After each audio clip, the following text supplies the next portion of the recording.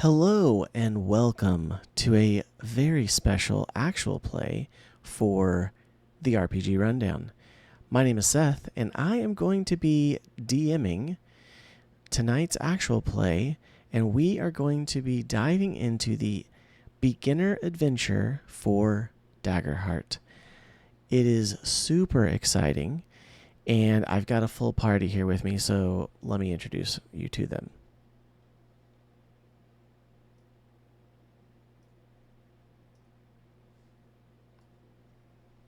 All right. We are here with the party. Everyone go around and introduce yourself. Let's start with Jeff, just because you all know and love him. He is my co-host for the podcast.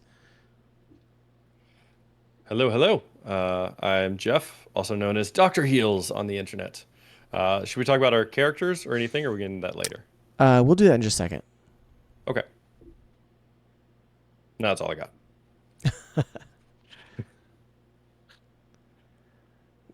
All right, somebody else jump out there or next in the circle.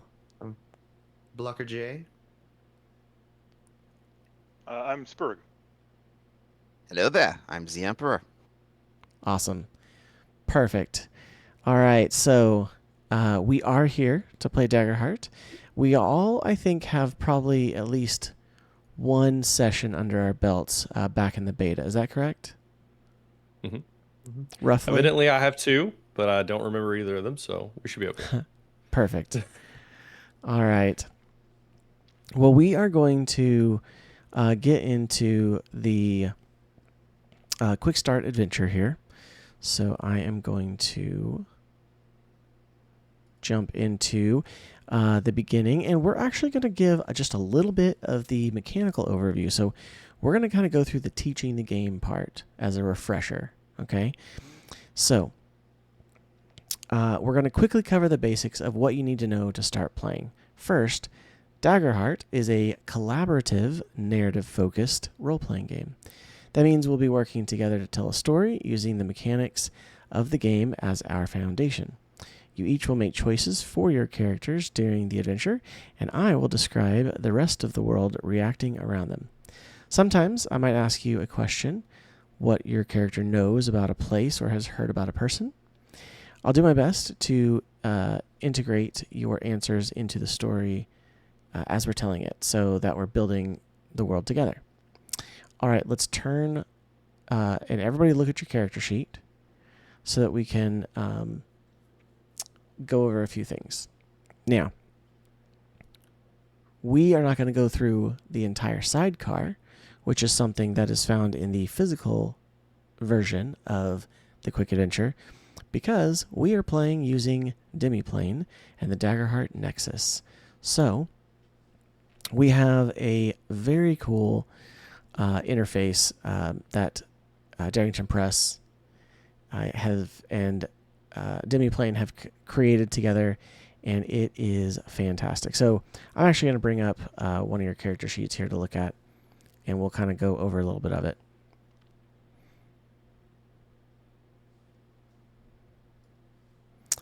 This, I believe, is Sir Hendrik Torwald, which is, I believe, that is Dr. Heel's character. That is Jeff's character, correct? Indeed. Yeah. Awesome. That is correct. All right. So, Jeff, tell us about Dr. Heels. Tell us about Sir Hendrik Torwald. So Sir Hendrickson Torwald is a highborn Gallipa seraph. I'm not sure how to pronounce the actual name. Gallipa is my guess. He is a turtle race, and he is used to clashing elbows with the noble society. He is a seraph, so he is able to get out and get dirty and get into a battle and fight if he needs to. But for the most part, he does his work in the courts, working with the other nobles. Amazing. Mm-hmm. So a few things if you're new to Daggerheart.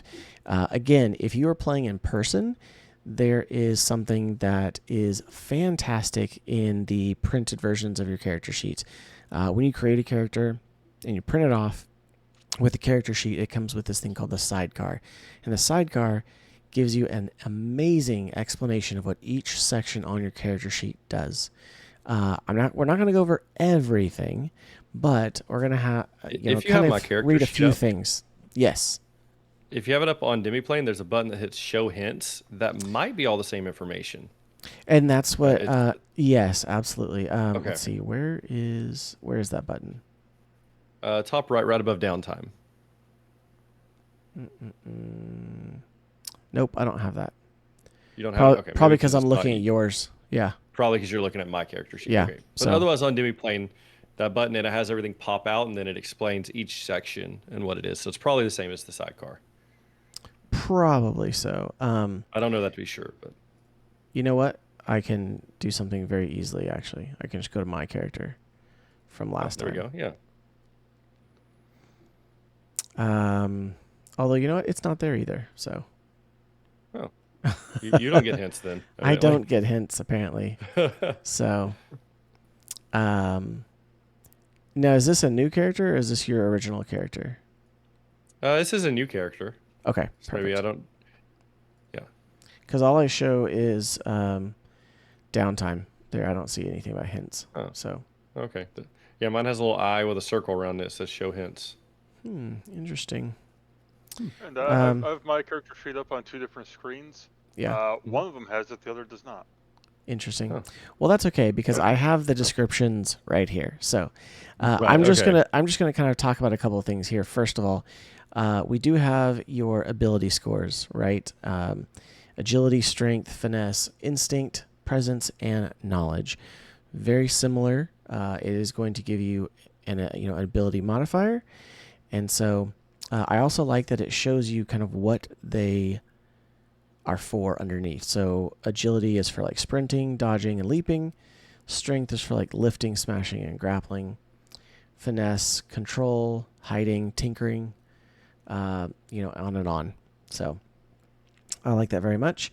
Also, then to the left of that, we have evasion, armor, and armor slots. So Sir Hendrickson has an evasion of 8, which means that is the base number that I, as like the GM, would have to roll for it to hit. Now, there might be some other modifiers, but that's the base. However, so, you kind of think about it like this. He has a low evasion because he's a turtle. He's a Galapa. Makes sense, yeah. But high armor. So 5 armor points, which can be used in a session. So, and you can basically use one point of armor to mitigate damage in a certain way and take it from like either severe to major or major to minor or minor to 0. So, and then we've got hit points and stress down here. The hit points is let's see here. So your damage threshold. Sorry. We also have thresholds of damage, right? So yours is 9 for minor damage and 17, or 9 for major and then 17 for severe. However, you have your hit points underneath, and if you take damage that is 8 or lower on Dr. Hill's character here, then you only take minor damage, which is 1 hit point. So it would be, one of these hit points. If he took major damage, which is 9 to 16, then he would take 2 hit points marked off on his health pool there. And then 3 if it was 17 or higher. So it meets it, beats it still. Yep. But that is that. So, okay. Let's go back to the description we're going to talk about here. Okay. So that's a little bit of the character sheet. We have a whole bunch of other sections. We have hope and fear. You don't have fear. I have fear. But there's hope that you can gain anytime. So one of the things too, and we're going to talk about this in a second. So rolling the dice in Daggerheart are action rolls. Now that we've looked at the character sheet, we're going to talk about how we roll dice. The basics are that we take 2 d12s called your duality dice. You decide which one represents hope and which one represents fear. So are you all going to roll like just using your character sheet, or do you have like 2 d12s in front of you? 2 d12s. 2 Okay. D12s. So which one is going to be your hope and which one's going to be your fear? Hope and fear. So white and teal. Yeah, white hope, and then the darker blue one is And blocker, what was yours? fear. Which one's going to be which? I have a purple kind of iridescent one for fear, and then a gray and blue one for hope. Nice. Okay. What about you two gentlemen? Are you going to be rolling with physical dice, or are you going to use the character sheets? Character sheet. Awesome. And I've got a green one for hope and a red one for fear. Awesome. Amazing. Okay. So, when your character has to do something, you will roll your duality dice. And if you may remember this, but when you roll, it's still going to be like 5e, where you have to roll to meet or beat a difficulty. So if you get higher than the number, then you succeed. However, if your hope die is higher than your fear die, then you succeed with hope. However, you can also succeed with fear if your fear die is higher. And so what that does is that gives me, as the GM, a fear token.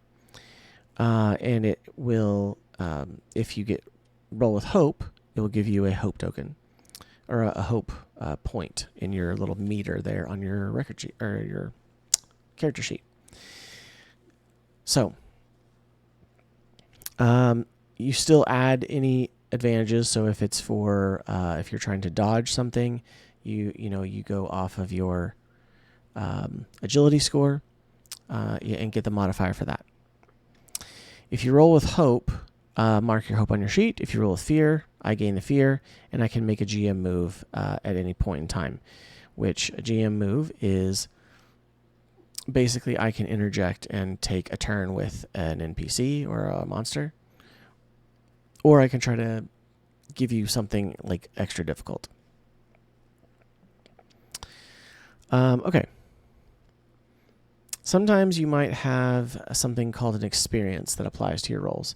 So if you look on Sir Hendrickson's sheet here, we're going to go down to experiences, and he has lie detector and noble but rugged.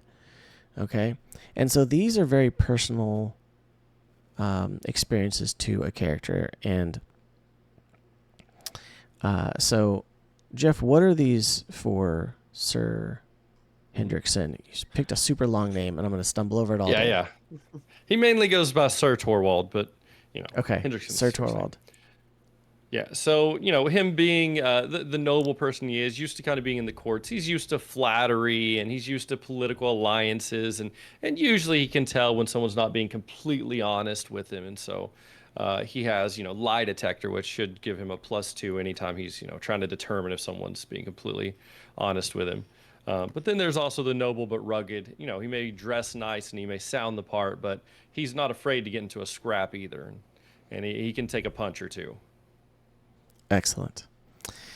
Awesome. Okay, so those are the experiences. And, you can use those on certain occasions. And, usually I would say, maybe ask, like, hey, I think this might apply. Do you think I can use this? And so then I would just say yes. So, or no, I might say no. You heard that. He said he'll always say yes. Lastly, we're going to talk about spell casting rolls. There are action rolls. These are action rolls that use your spellcasting trait, which will be on your subclass's foundation card if you're a spellcaster. For example, one of the pre-built characters uses instinct. Do any of you have, looking at yours,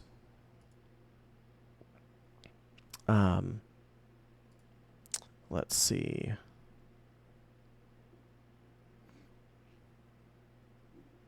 So on yours, for example,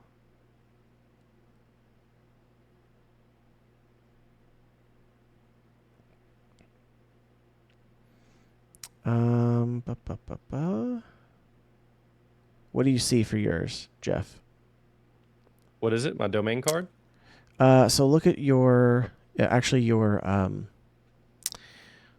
your subclass's foundation card. It should tell you which Okay. trait it will use. Yeah. So I'm a winged sentinel, so it'll be my spellcast is strength. Perfect. Is that what we're talking about? Okay. Yeah, absolutely. And if you're on Demiplane, if you click on Winged Sentinel next to your name, then that's where you can also see it as well. So you can see the card. Yeah. Yep, I see it here. Awesome. Okay. I just thought a flying turtle would be awesome. It's yes, very Mario-esque. Exactly. Yeah. He's gonna come crashing into things. All right. It's So more like a blue shell. yeah. So we've talked about how to roll dice. Let's talk about what they do in the story. So usually I will set a difficulty. Okay, a difficulty could be like 10 for easy, 15 for hard, or 15 for normal, and then like 20 for hard. Seeing as how you have 2d12 and you can actually reach a maximum of 24, that would be about average for what rolls would be at those different difficulty levels. But they may not always be those numbers. So, it could be even easier. It could be like 6, 14, or 25. It could be higher, lower, doesn't matter. If you succeed, you get what you want. If you don't, if you fail, then something new happens in the story because of it. Hope and fear also come in because you can succeed or fail with hope, and you can fail with hope or fear. And those, again, add to my ability to do things. One other thing, too, is when you roll, if you get 2 of the same number, so you get double 5s or something, then that is a critical success. Okay.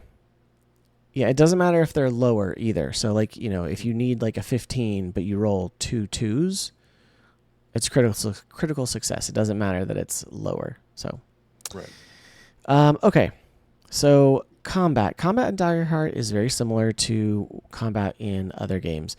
Normally, we would have like some characters and tokens, maybe some terrain or standees on the table.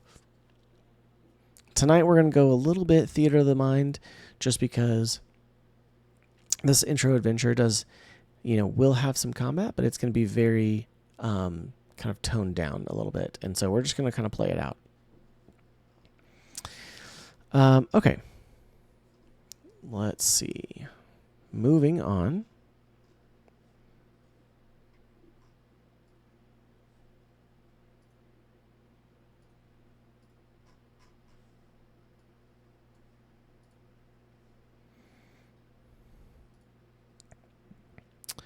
Let's get into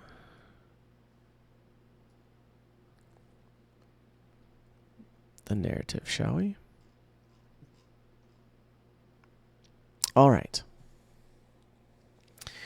We start off. You know what? Hold on. We got to introduce your characters as well. So, obviously, we have met Sir Hendrickson Torwald. However, we need to meet everyone else's. Let's see. Z, go ahead and introduce your character for us. So Zyglitharon is an underborn Infernus sorcerer. Okay. Who's very much he likes to stay on the outside of things, lurk in the shadows, and overall a shadowy figure. Awesome. I do see your character's level 2. Can you correct that in your character sheet? Should be level 1. It says level 2. No, that's what it should be. Oh, yes, it should be level 1, yes. Okay. Yeah, give me a minute.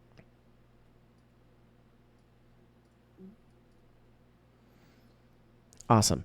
I'll come back to you while you're changing that to get maybe a little bit more about your experiences or something.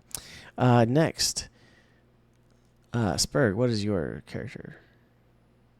I am George Stoneward, a Goliath, an Orderborn, or no, not Goliath, no, giant, an Orderborn giant guardian.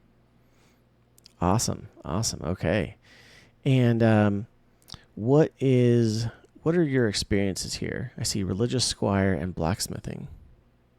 Yeah, so he came from kind of a rural tribe, but uh, as a young man went to train under a knight, uh, you know, to in a nearby kingdom's military. So he engaged in some religious studies and some uh, soldier training. So he's Awesome. got kind of a mix of experiences there, a bit of each. Awesome. Very cool. And what did you pick for your domain effect? The domain effect. The first one, I am your shield. So I will be able to intercept attacks against nearby allies. And I've got whirlwind, so I can not just hit the thing in front of me, but also the things around me. Awesome. Okay. And then last but not least, blocker. Yeah, I am playing Durillian Krieg, who is a Wildborn fairy rogue. Very nice. And what about your experiences there? So I have called Nimble Fingers, as is very adept in thiefcraft, having that's been his livelihood forever, being a trickster and prankster as well. And then Aerial Sniper, as he is very adept with his bow at pulling shots that would typically be much harder than normal. So Okay. not necessarily the easy shots, but like the ones that would particularly be challenging. Well, All right. airborne. So while airborne,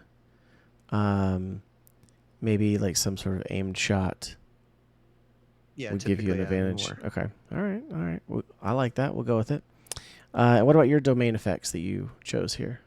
I have Pick and Pull, which gives me advantage on lockpicking, disarming, and stealing items. And then Deft Deceiver, which is I have can spend a hope and have an advantage on deceiving someone or tricking someone into believing what I'm telling them. Awesome. All right, Zyglithron. Let's see here. What about your character here? For experiences? Or... Yeah, what are your experiences? Well, for experiences, he's got Outcast, because he's very much an outsider. He's grew up by himself, had no one really to turn to, so he's just always been alone, always by himself. And then Scrounger, because he's been all by himself, he's learned how to live off the land very, very easily. Awesome. And then your domain effects. So the domains I have are Unleash Chaos. I can make a spellcast roll against a target within far range and spend any number of tokens to channel raw energy from within myself and unleash it against them. Nice. And Rune Ward. I have a deeply personal trinket that can be infused with protective magic and be held as a ward by me or an ally. Very cool. Awesome. All right, those look like maybe once per session spells at the moment. So, but fantastic. All right, so we are going to get started here with the beginning of our story. So, this evening, your party finally made it to the Sablewood, a sprawling forest of colossal trees. Some say are even older than the Forgotten Gods. It is a place renowned for two things: its sunken pathways that provide the trade routes for many traveling merchants, and its unique hybrid animals. Even now, from within your carriage, You can hear strange sounds, the low calls of the lark moth, the croak of the lemur toad, the skittering of the family of foxbats in the underbrush. One of you is driving the carriage. Who is it? I would say Sir Hendrickson would probably be sitting up front, holding on to the reins of the carriage, carrying on a conversation with anyone who is around. If no one, well, probably whistling quietly to himself.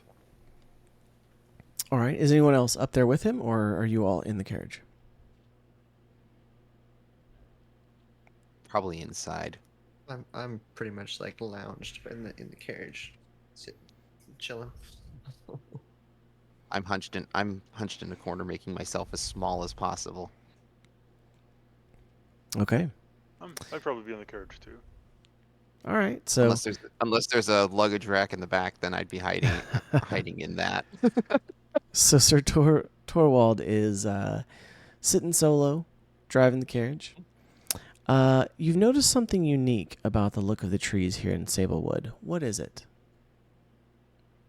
The trees, all the trees seem to be more like a weeping willow type, where they hang down really low and kind of sway with the breeze.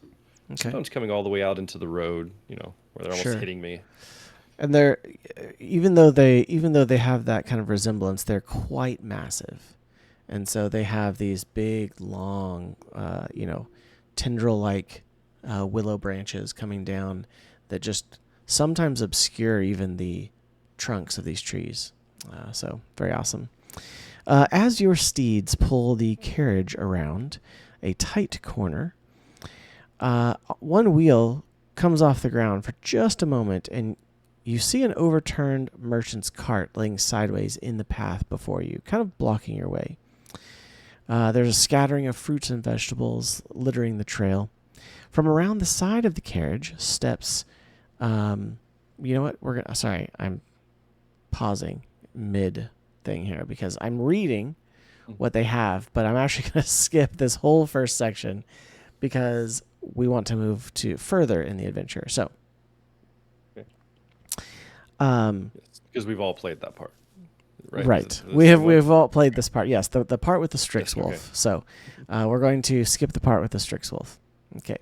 However, the Strixwolf is a very cool beast, and congrats and props on Darrington Press for coming up with the Strixwolf, which is essentially a cross between a wolf and an owl.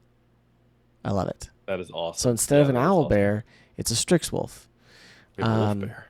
It's kind of no, it's not a bear. It's a wolf owl. Or wolf owl, yeah. Yes, but it's Owl, but wolf. but we call it a Strixwolf. So, it is very cool looking. So, however, we're gonna skip that on this intro because we want to progress a little further. Mm-hmm. So, you notice the cart, and let me give you another description here.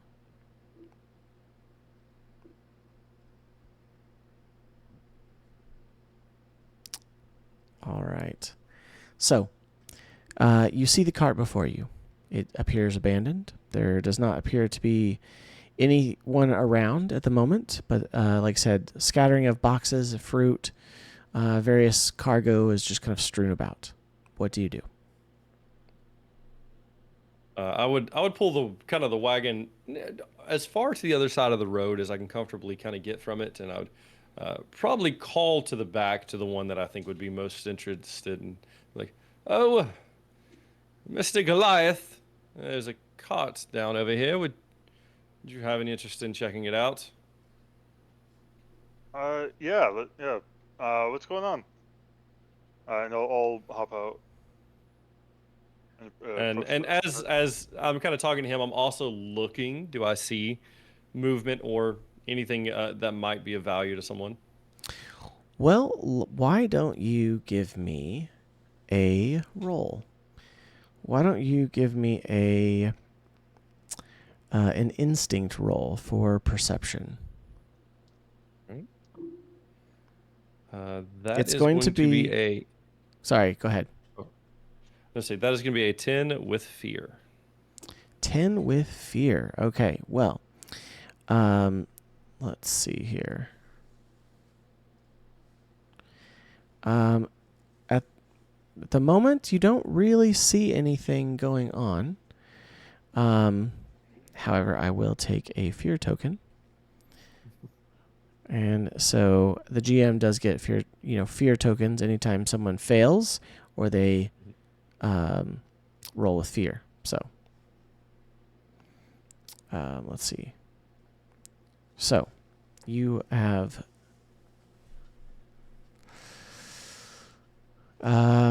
not noticed anything. What do you guys do? Does anybody do anything else?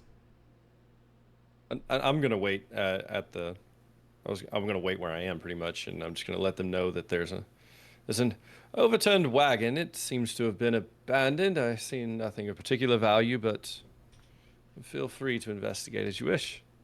Okay. So And they'll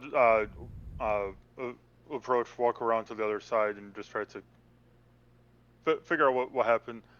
Mostly intent on getting out of the way if it's nothing interesting, but should probably figure out what's going on first. okay. So do you try to go over to the cart? Is that what you're doing? Yes. Okay. So you begin walking towards the cart, and why don't you go ahead and give me a perception or check from an instinct check as well.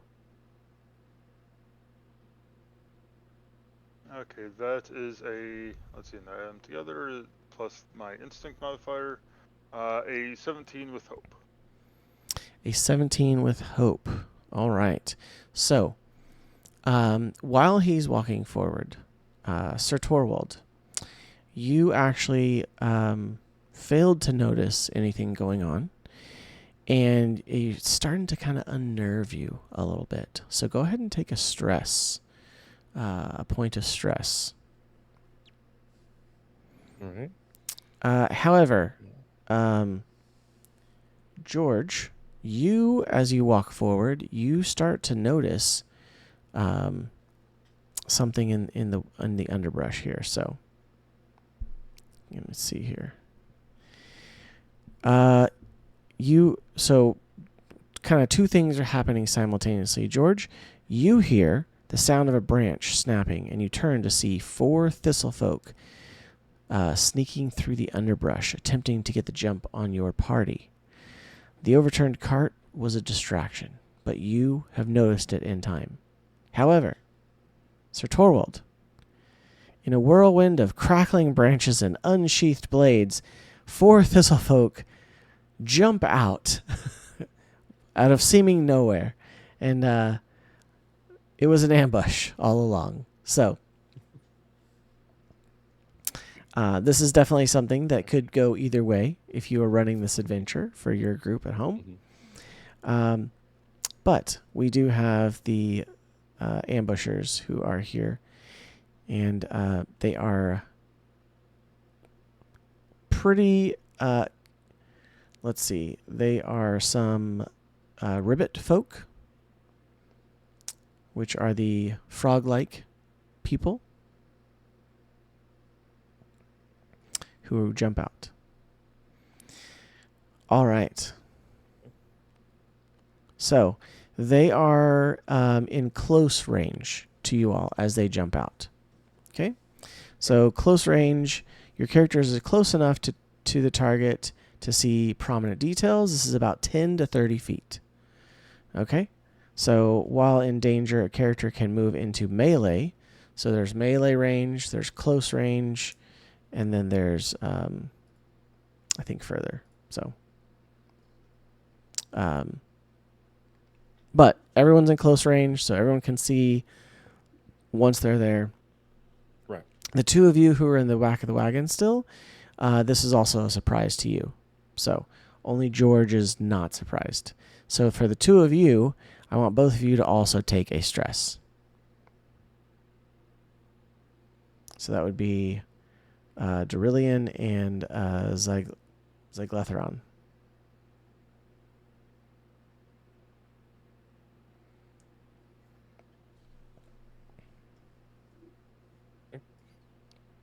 So are we like actively in combat?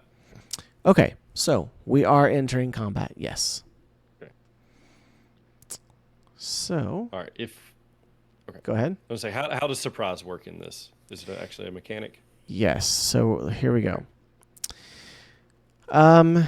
So for the most part, we're going to have you all have been ambushed. Okay, with the exception of George. So the 3 Thistle folk have a little bit of an upper hand against the 3 of you. There's 3 ambushers. Because of their ambush feature, they get to make an attack immediately. This only happens when they enter the scene, so it won't be like this every time. But right now, they are slashing at you with daggers, protected by armor made of polished stone.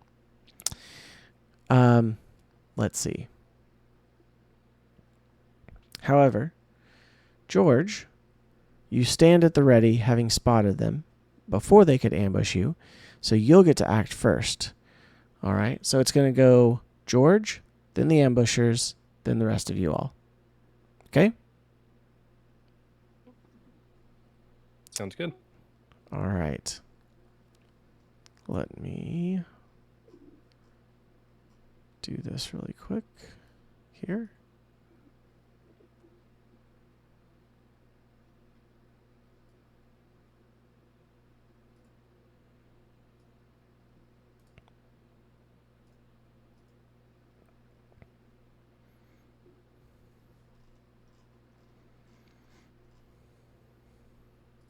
Okay.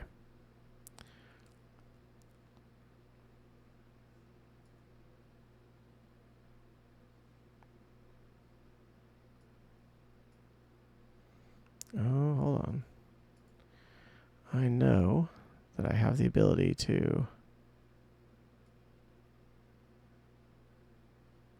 do things from their character sheet. So 1 second. Okay.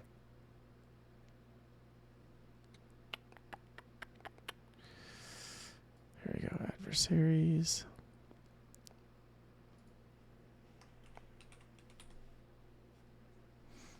Perfect.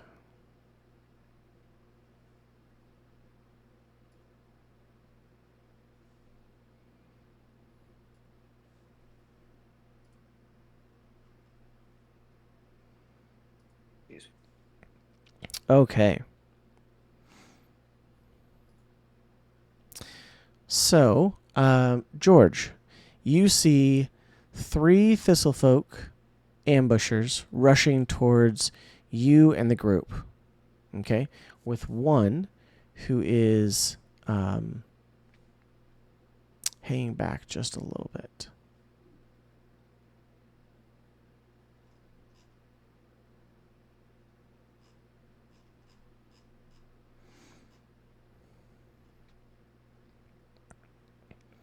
Okay, so what do you do first, George? I would turn back to the cart and cry out ambush. Just to try to save some of the try to get the everyone else a head start. Maybe too late, but the people inside the cart maybe not seeing it, at least alert them. And are there any opponents like at the cart already? So essentially, what their reaction is for ambush is that they can enter melee against those who have not spotted them yet. So what you see is these 3 ribbit folk who are sneaking up onto towards the cart, and they basically rush towards. One of them's rushing towards Sir Torwald. One of them is rushing it's like Lithron and Darillion. You guys are kind of like looking out the cart because obviously it's been kind of drawn to your attention. So they're kind of like aiming to attack you from the edge of the cart there. So, so each of you will probably be attacked in ambush here. You, however, because they noticed that you saw them, that's why they decided to kind of ignore you and rush the cart. However, because you saw them, I'm going to give you the opportunity to try to do something if you like. It's all. I guess. I'll trying to put this together in my head and without a map. I'll I guess approach the closest one to me that is approaching the cart, and if he's in range, I'll attack him. Okay, so this would most likely be the one who is attacking Sir Torvald, who is in the front carriage seat, because you had kind of walked in front of the cart towards the one that was tipped over. Okay, so what are you trying to intercept them? Are you using a special ability? What do you like to do? I'll try to. You can easily the close cart with if I them. can. So like basically you can get to them and make an attack. Okay. And this yeah, will negate their ambush essentially on Sir Torvald. Okay, so I'll do that, and settling between between this ribbit and the cart. Okay. And then attacking him. Okay. What are you attacking him with? A mace. Amazing. Let's see. So how does the attack roll work? That is a duality dice roll, right? That is a duality dice roll. If you look at your equipment under your character sheet, make sure that your stuff is equipped. It looks like it is. Yeah. And so if you, let's see, I see your shield. Oh, there's your mace. Yeah. So if you want to,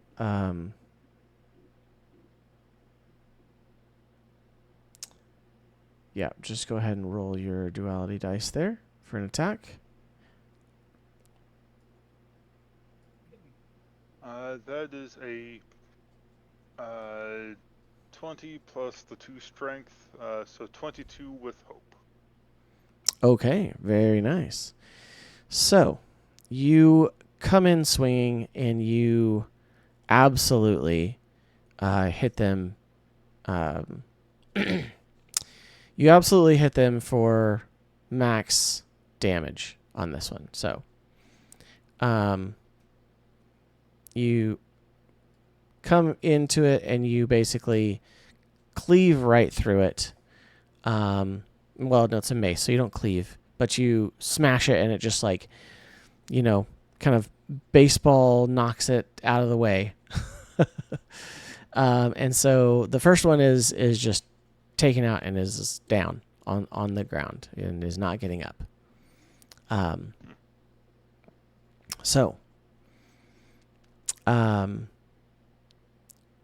He's down as in he's dead, or He is down, appears to be dead. You aren't sure exactly, but that one is not moving.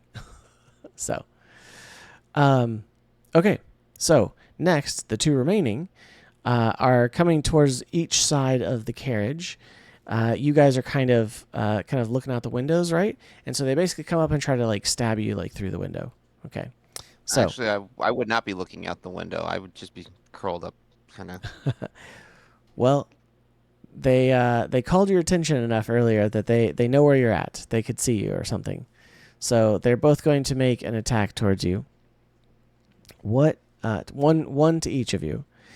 It's a very open carriage. It's not like a fully enclosed carriage. So,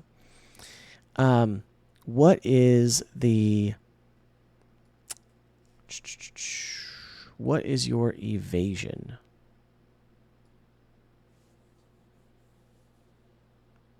Both of you, sorry.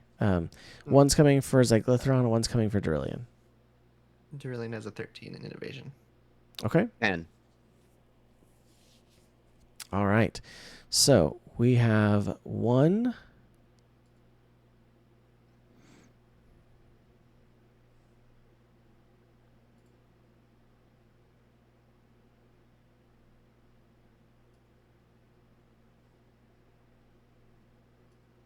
Okay.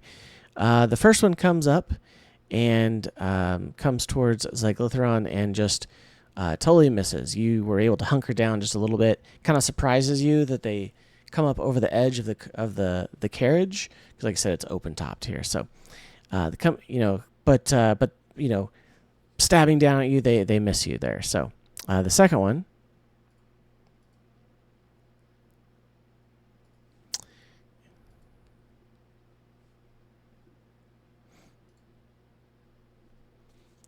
What was your evasion, 13. Julian? 13?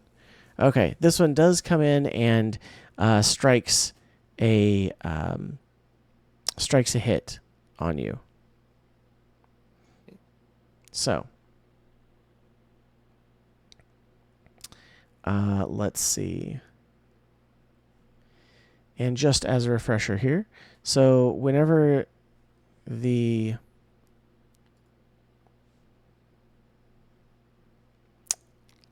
Okay. So this is just kind of an explanation of the attacks here. For myself as the GM or DM, whenever I make an attack roll against a player character, I don't use the duality dice. I use a d20. And I have an attack modifier. In this case, it's a +1. And then I compare it to your evasion. So that is your, kind of like your armor class. If it hits, then I'm going to make a damage roll. So now I did hit Durillion, so I'm going to make a damage roll, and we'll see what kind of damage we get.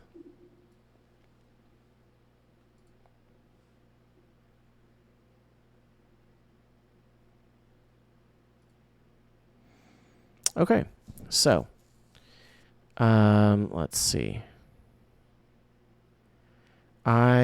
This particular one comes in and does 15 points of damage. So it actually comes in and ambushes you pretty heavily here. Yes. So typically that'd be into the severe damage. So I'm Okay. use an armor slot. Okay. Set to major damage. Perfect. So instead of taking 3 points of damage to your hit points, you'll take 2 points, and you'll use 1 slot of armor. So go ahead and fill that in. Excellent. And yes, that is the exact way to use armor. You can reduce it 1, from severe to major, or from major to minor, or from minor to 0. So, okay. Now,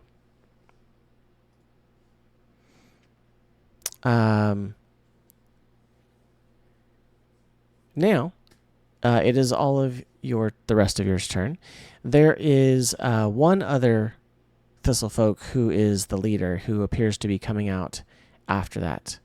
And they are basically coming from the direction of the cart at the moment, the downed cart. So, but they are currently in the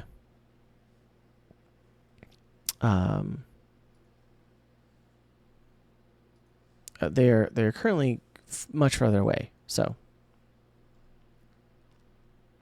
all right. Yes. So who wants to go next? We've got all 3 of you.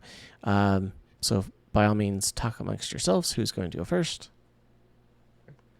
I mean, I'm at the front of the wagon, so I feel like Sir Torvald would probably go, like, almost immediately react, especially whenever George shouts that we're being ambushed.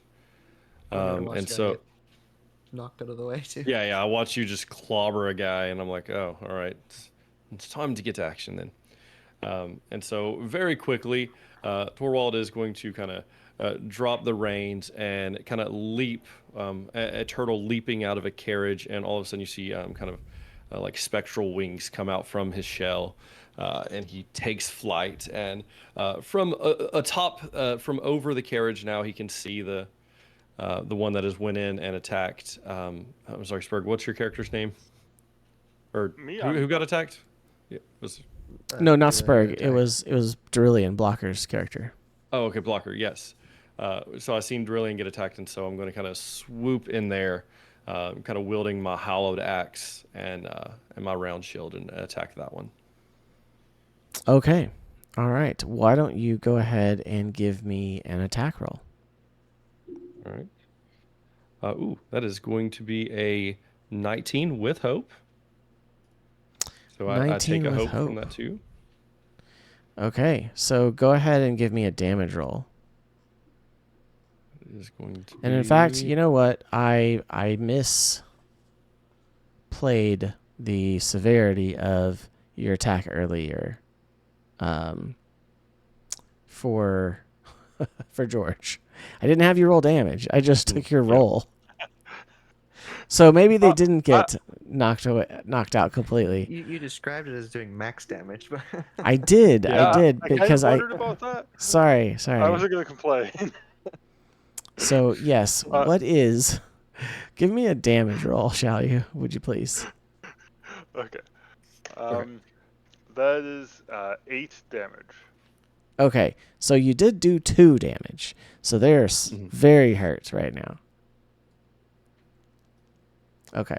Okay, so with mine, I'm also going to use my Winged Sentinel to spend a hope to deal an extra 1d8 damage on a successful attack. I'm assuming my attack hit, right? Yes, you It was hit 19 with 19. Yes. Okay, so that will be 13 points of damage. 13. Okay, so yours does do max damage, and you take out the one that stabbed Derillion. So It is dead.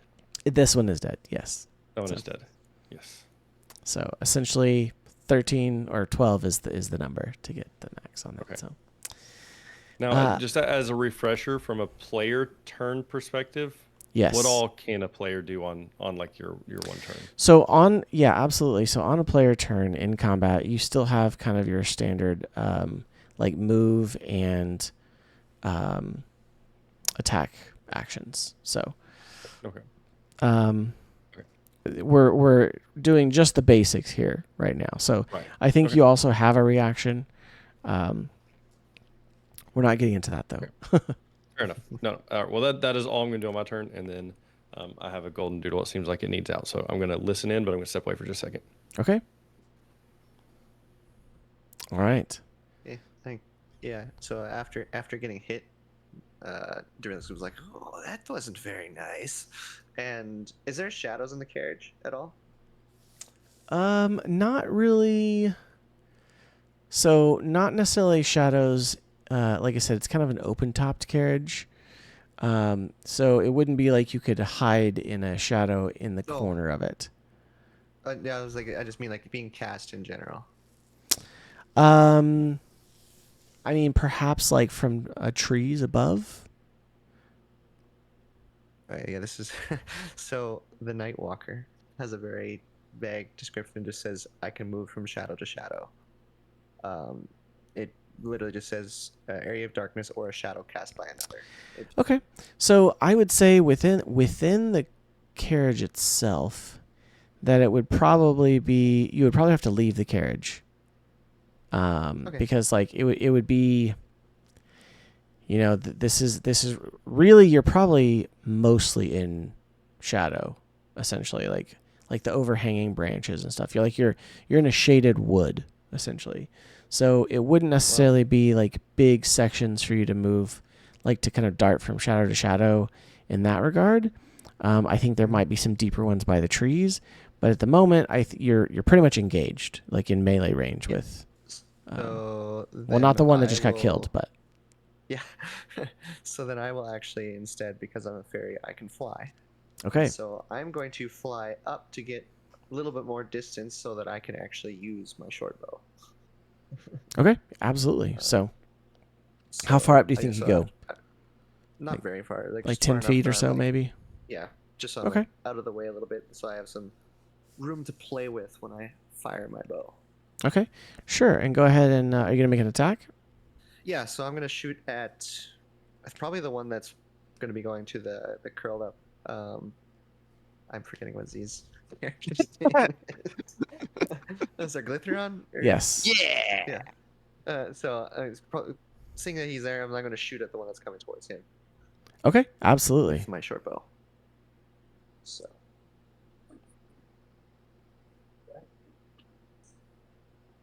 That is a 19 with fear. A 19 with fear. Okay, well, I will take a fear token.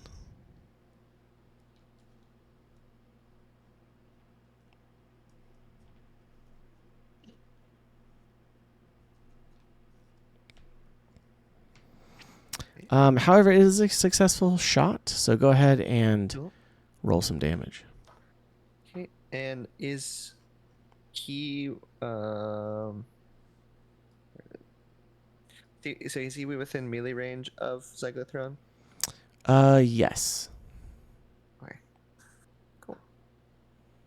Because that gives me sneak attack as well, since that is Very cool. description. So, well, it helps if I don't roll a 1 on the first die. So that's 4 for Unless the you get 2 initial ones. attack. Yeah. I did get 2 1s, so that is only a Okay. total of 5 damage. Okay, well, you only really needed 1 point of damage, so you still take him out. So yes, this one is taken out as well. Now, the only one left is the... Oh, no, just kidding. That's not the damaged one. So, no, you do 1 point of damage to it. So, it has a max of 3. So, but you shoot it, and it kind of like takes it, but it's still sitting there in melee range with Zygothron. Okay, now we have the final Thistle folk who is there, and they are a little further away, and they are going to, let's see.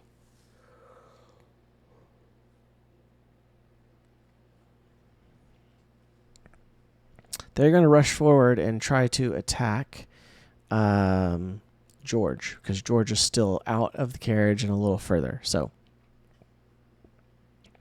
George, they're going to come in and attack you. Okay. Let's see. Oof, they only got an 8. What is your evasion? 7. Oh, okay, so they do hit, actually. So they come in swinging, and they have this nasty serrated blade. They're coming in to hit you. So they land a hit, and they do...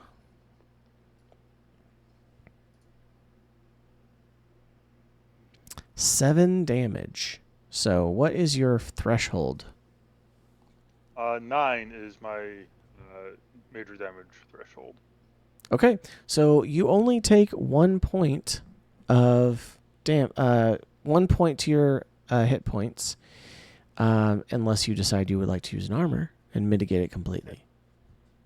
And so if I mitigate it with armor, then it just no penalty at all for that, besides the armor Correct. spot?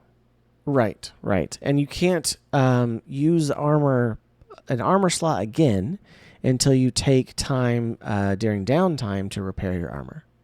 So. Okay. I'll take just the 1 point of damage. Okay. Absolutely. So you take 1 point of damage. All right. We do come to the top of the next round. However, let's see.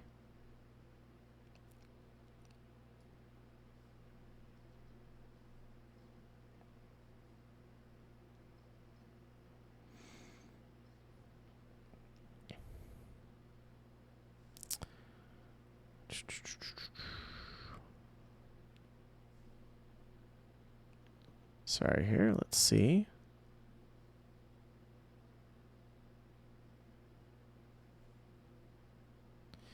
I'm going to go ahead and spend a fear to go ahead and take another action in this next turn with the Thistlefolk Thief. And he is going to... he wants you to back off quite a bit. He's actually really close to both you and Sir Torvald. Okay. because the ambusher was trying to attack Sir Torvald. George, you interrupted the attack on Sir Torvald, but you, which I didn't do because I thought he was dead. But I'm spinning a fear now, and he is going to use his back off action on the two of you. So, basically, both of you are in melee range. And so he kind of does this like magic blast against the two of you. Or he at least attempts it. So. Okay. Oh, but you know what? A 6 does not probably hit you. I mean, it's close, So- but no, not quite. So, okay then. He looks frustrated that he could not do anything to you that turn, or during that round. Okay. However, we are back at it, and now, let's see.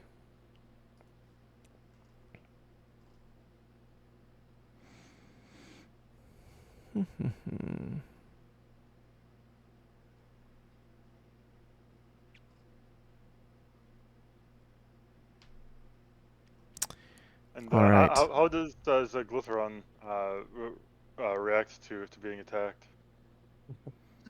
How does Zygothron react to being attacked? Well, with great Lethart, to be careful of energy conservation, he's going to slowly rise and point his dual staff at the guy and attempt to blast him. Okay. Yeah, go for it.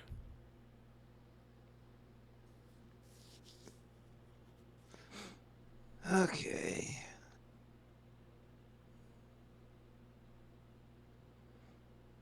That is a 14 with fear.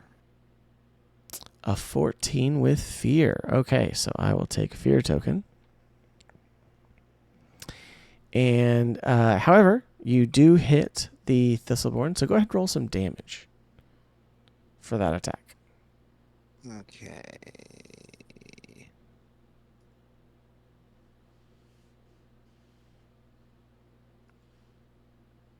That'll be 6 points of damage. 6 points. Okay, so you do.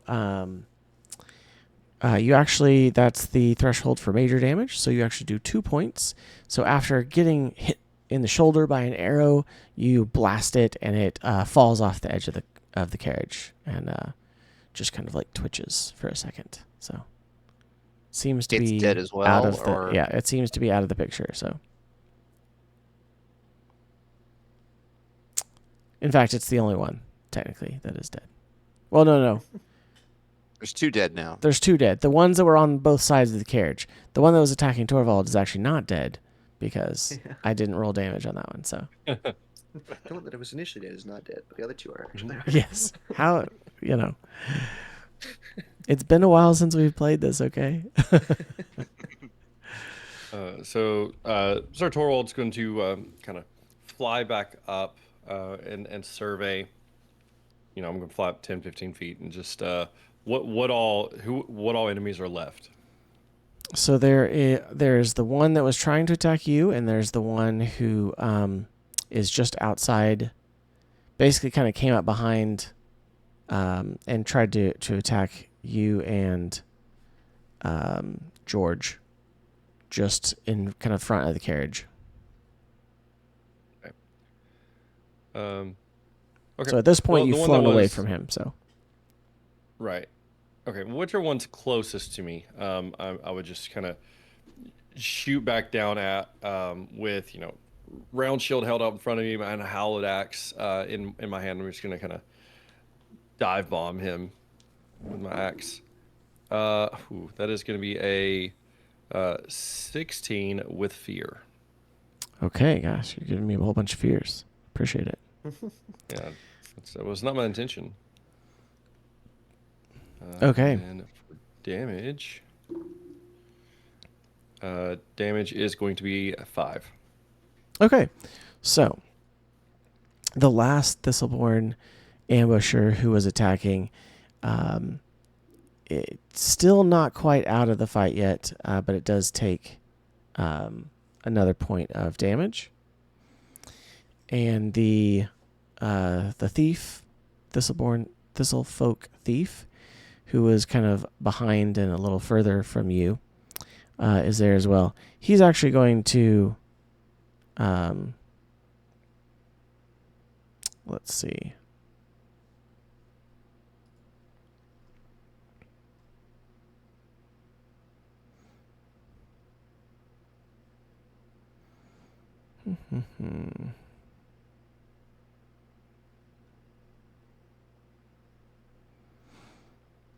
All right. The thief is actually going to make use. I'm going to use fear, and he's going to go ahead and make an attack again. He is going to try to use his back off ability on George. So.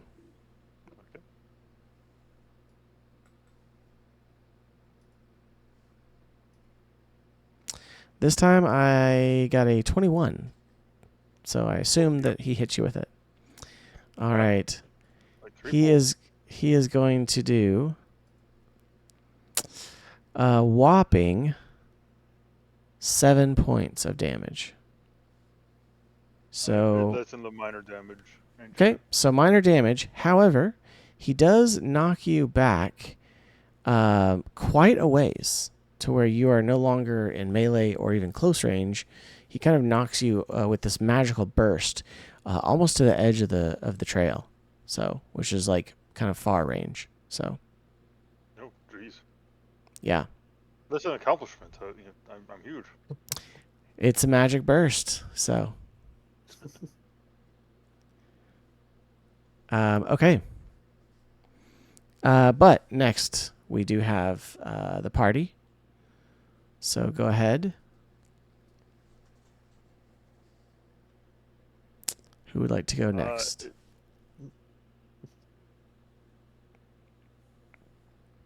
Is that am I close enough to?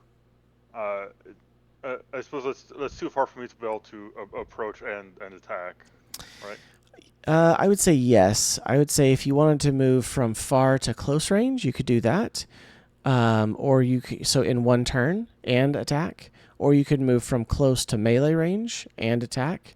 But if you want to go from far to melee, that's kind of moving 2 distances. Then I'll say that would be all of your turn. And there's the very close range.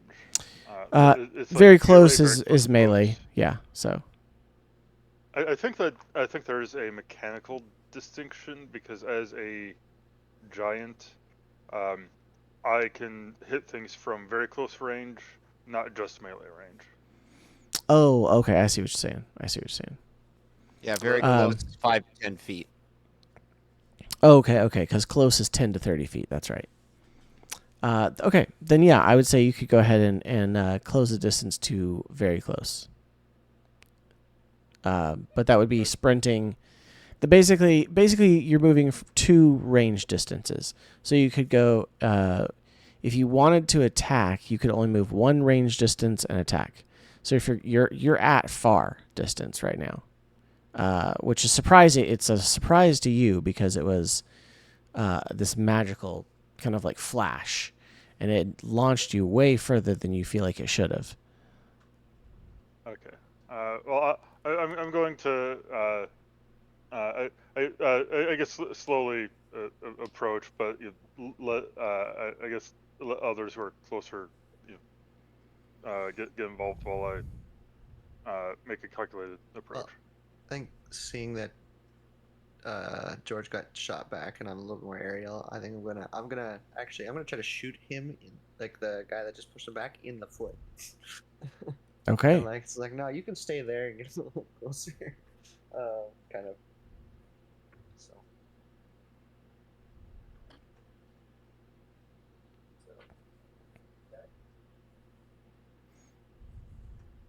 So. And would that be something that I can use my aerial sniper for?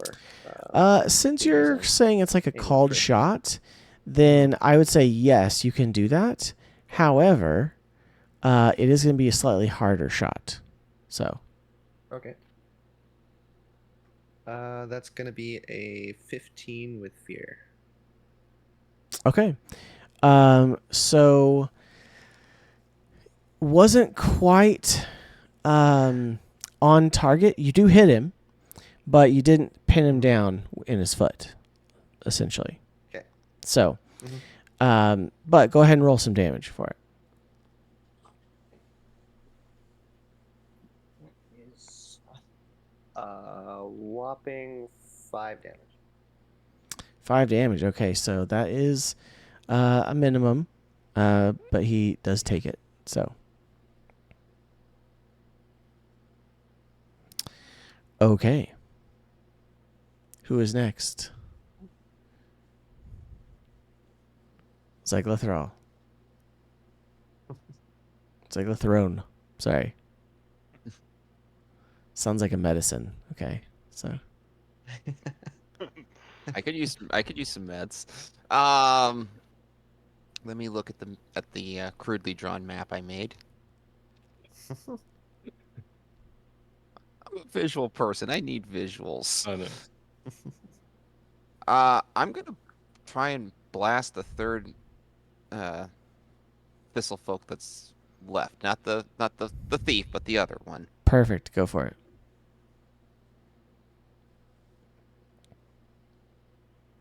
That is a 14 with hope. Okay, absolutely. You hit that one, and go ahead and roll some damage for me.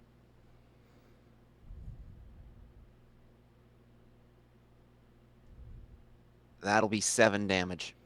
Okay, so this definitely is the last bit of its health, and it is knocked back and goes prone and does not move. Looks pretty dead. So, is there anyone that hasn't gone? I suppose at this point I'd be getting up to range, but I suppose I'd be just getting there, so not yet able to attack. Okay.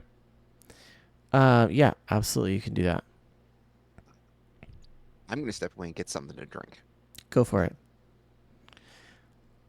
All right. So, at this time, the thief is all that's left. All right. And having knocked back the closest foe, the thief turns around and starts running. So, full sprint out, ducks behind the turned over carriage that's there, and you hear them scampering away in the woods. So, with that, unless you intend to pursue, combat comes to a close. And Sir Torvald would just, fly back over and just kind of gently. I mean, even for a pretty hefty turtle, he comes back down pretty gracefully onto the wagon and takes back his reins and just waits. Okay. Yeah. Instead of landing in the cart this time, I'm gonna fly down. It's just gonna land sitting right beside Torvald. Okay. Yeah, absolutely. And I'll kick the bodies out of the way, and if the cart's in the path, then I'll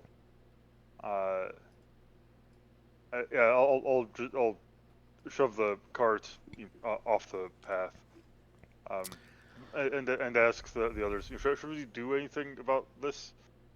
So instead of just sitting here. Like, I'll get out of the way, but should we do anything else? Okay.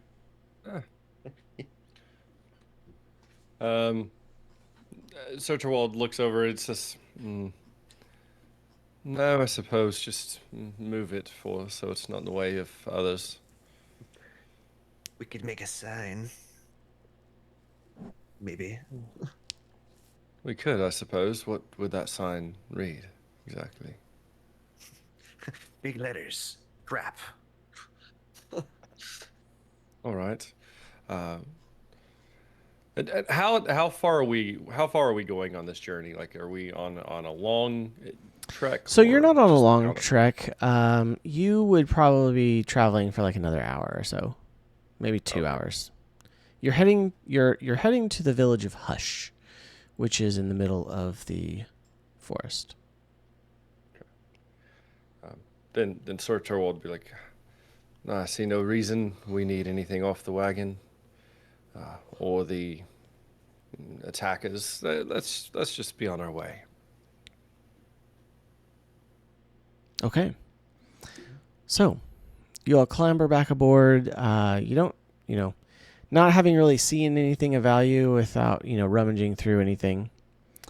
But the path leads you further into the forest until you spot a large stone pillar several hours later, carved top to bottom in ancient dwarven symbols. This denotes one corner of the peaceful village of Hush.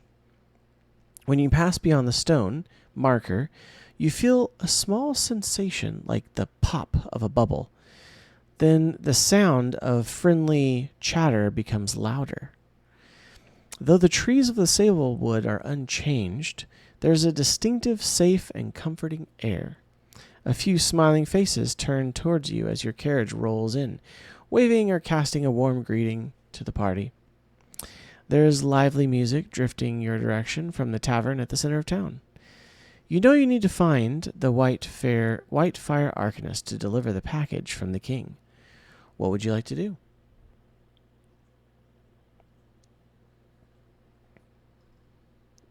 Do we? I suppose whoever gave us this package probably told us where to find the White Fire Arcanist. So you would know that the White Fire Arcanist is the leader of the village of Hush.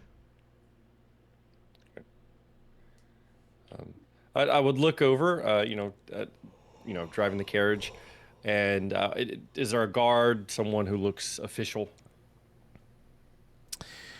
Oh, I didn't hear you said anything.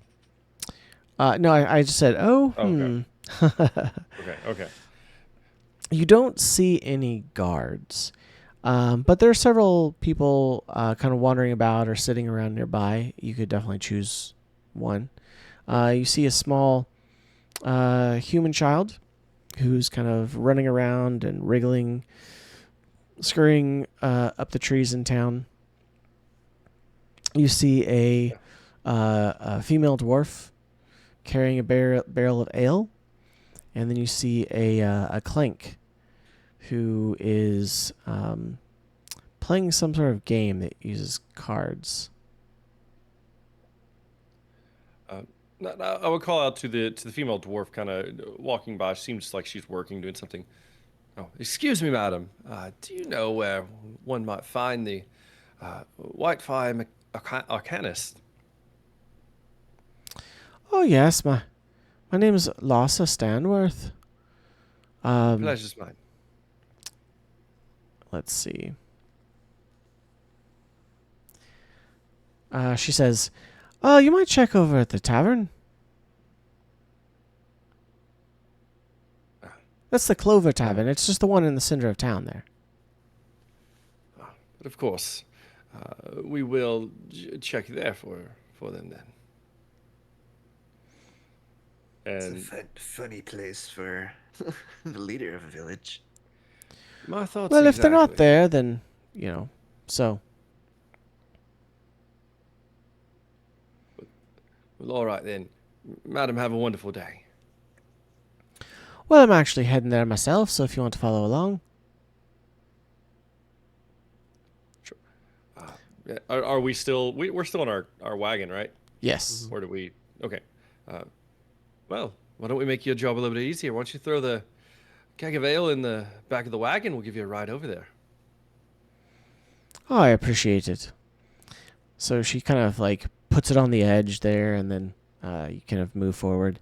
The Clover Tavern is a sight to behold. It's got 6 curving stories climbing the trunk of an ancient tree. This is the heart of the community, always crowded with music and good-natured conversation. And newcomers to the bar must take off their shoes and hang them over a line that stretches across the bar's ground floor. Inevitably, by the time visitors leave, their shoes will be shined and filled with small trinkets. As you enter, what would you like to do? I mean, Sir Torwald, he wears some pretty nice boots that are usually well taken care of. They're oddly shaped for tortoise feet and all, but he would take them off, hang them over the line, as the custom. It's difficult to take my shoes off when I don't have any. That it is, my friend. They don't exactly work with my. Yes. It's not natural for a Galapa to wear shoes, but my father insisted. I've become quite fond of them, though.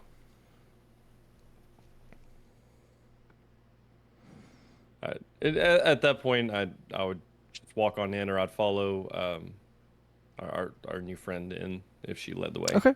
Yeah, I mean, she just kind of led you there, then she went and delivered the barrel of ale.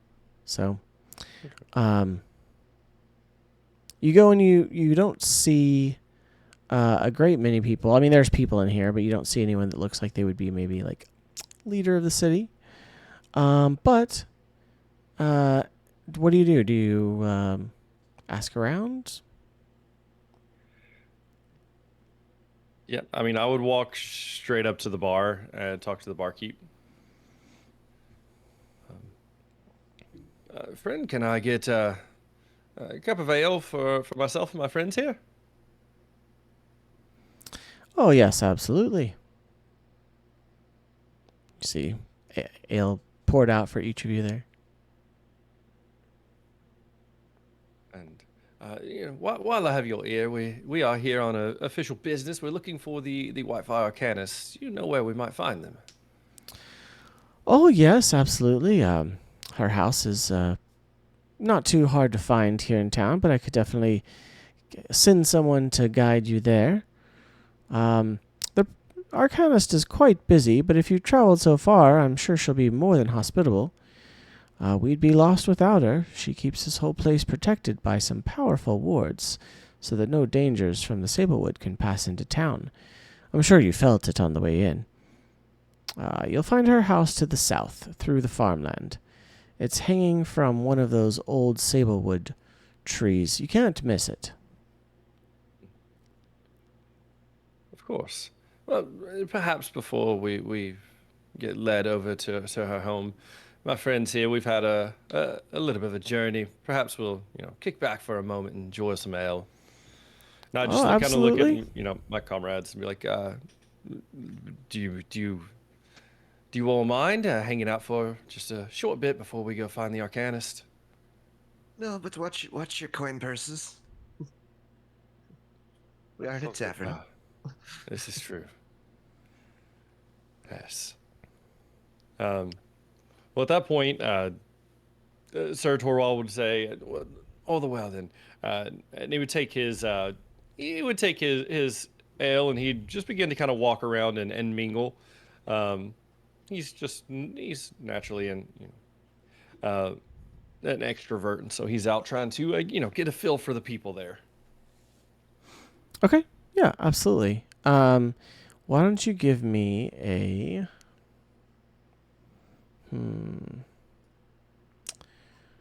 Why don't you give me a presence roll for charming the tavern folk who are here? Ooh. Oh, that is actually a critical success, double 9s. Ooh, fantastic. Okay, yes, Let's go. absolutely. You are making your way around the tavern and you are schmoozing and charming people left and right. The townspeople are just enamored with this somewhat agile, large galapa. This large turtle creature just moves through the tables with deftness, surprisingly, and yeah, they are just very impressed by you, and they all want to say hi. you see a little kid kind of come up, and they kind of are a little shy, and they kind of run up, and they from behind they kind of want to they kind of touch your shell, and they turn around and they run back to their mom, who is like, oh, I'm so sorry, so, Oh no, not a problem at all. just I'm used curious to it. It's children. Of course, I will say my shell makes quite the slide. Well, that is too kind. That is too kind. So you all mingle around a little bit, and fairly soon someone comes out and says, yes, if you like, I can go ahead and lead you over to the arcanist's house. All right, I suppose duty calls. Everyone is sad to see you go, but they're like, oh, come back and take a drink with us, kind of very, very happy to have you all have guests there. But making your way past the homes of the village after leaving the tavern, you travel through some farmlands of Hush. It's a somewhat large village with some farms spread out on the outskirts. You see a variety of crops that have begun to cultivate a thin layer of glowing blue moss over the top of their fruits and vegetables. They kind of pulse softly like a heartbeat as you pass. Among the thriving groves, you notice that the sablewood trees in this area have hundreds of unique faces carved into all sides, their eyes kind of peering in every direction. One tree, which is taller than the rest, bears the arcanist's home. It's like an overripe fruit. It hangs from a braided rope, as wide around as a giant's forearm, tied to a massive branch and counterweight by a cabin-sized boulder lying at the base of the tree. The stone is marked with a collection of symbols, and the cabin windows flash with a soft yellow-green light. What would you like to do?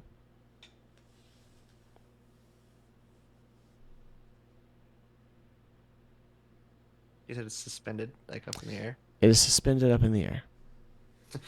I'm gonna fly up and knock. Okay. So No, I would watch him. I know that I could join him, but I figure I'll let him handle this alone in case anything goes awry. I'll be here to watch. Okay. So you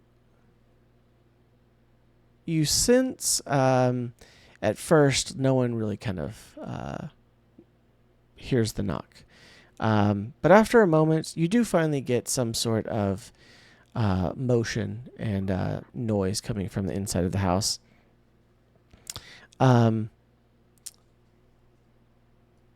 Derillian, how tall are you? Probably only like 4.5 feet or something. Okay, so you are short then. You're not necessarily taller. So the door opens, and this much larger 7-foot tall mix of kind of a humanoid and a firefly. The arcanist is a fairy, and kind of moves in this combination of like both very slow and sudden jerky motions. She kind of like looks around slowly and then kind of like twitches, kind of thing. And it takes a moment for her to like look down and be like, oh, like there's someone there. I'm down here. She says, are you the group Imerus sent from the capital? Why, indeed we are. Oh my, down below. You are rather late, aren't you? Come in, come in. As she says that, kind of talking to you and the group that is down below, she somehow lowers her home. It kind of, you just see it kind of like lowering on this rope, descending to where all of you can enter. And she invites you inside. You notice the treehouse is surprisingly spacious.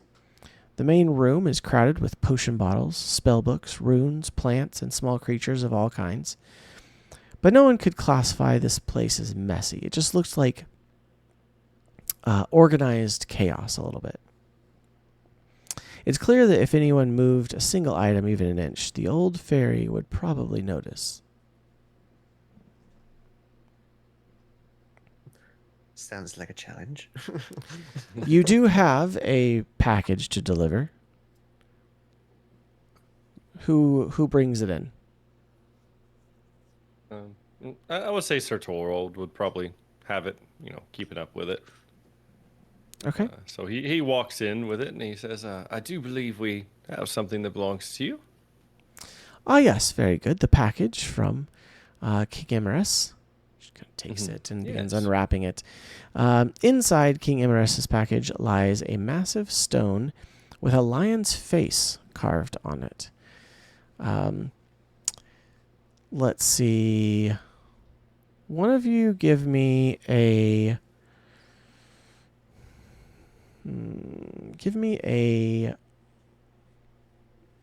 knowledge check or action roll.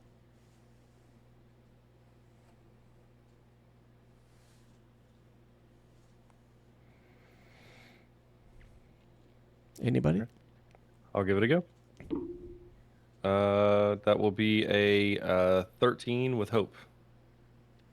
Okay. Let's see. You recognize this as the keystone of the capital city gate's main archway. The arcanist nods sagely as soon as she sees it, saying, "Of course the king would keep this delivery secret. If anyone knew your city was no longer warded, you would be conquered before sunrise." With this ominous warning, she starts to unfurl her treehouse yet again. "We must travel to the open vale to revitalize the ward, but such an effort of magic will attract dangerous creatures from the dark reaches of the Sablewood. I'll need your assistance."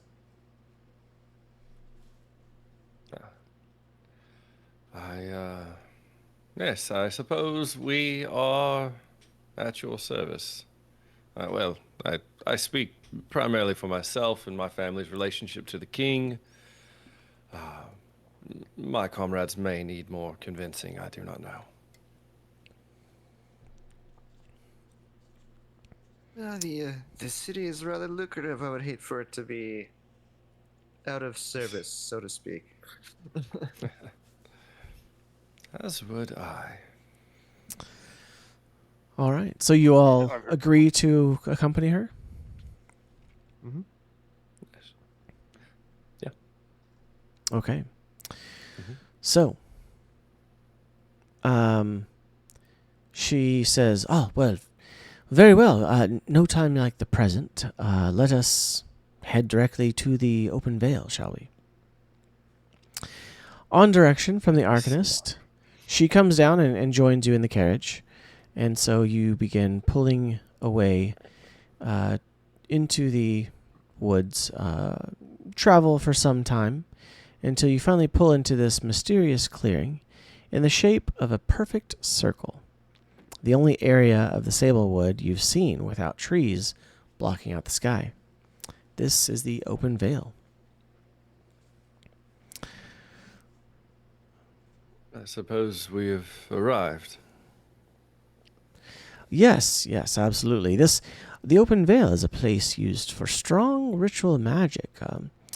It is where I first forged the ward pillars that reside on all four corners of Hush. Keeps us safe, you know. I almost died during that ritual. But, you know, I don't want to say too much. Wouldn't want to anger the forgotten gods.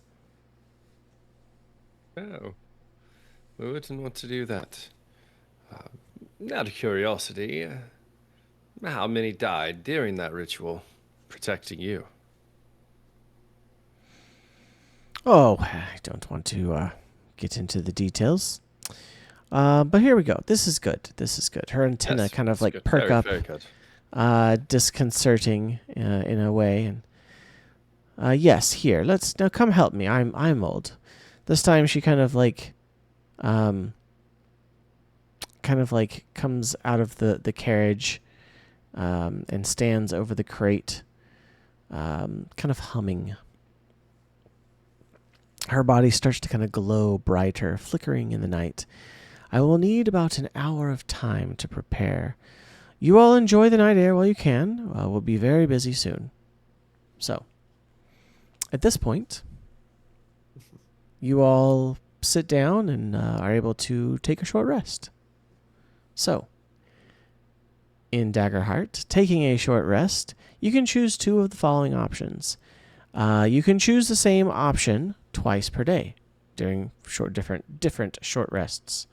You can tend to wounds, you can clear stress, you can repair armor, or you can prepare.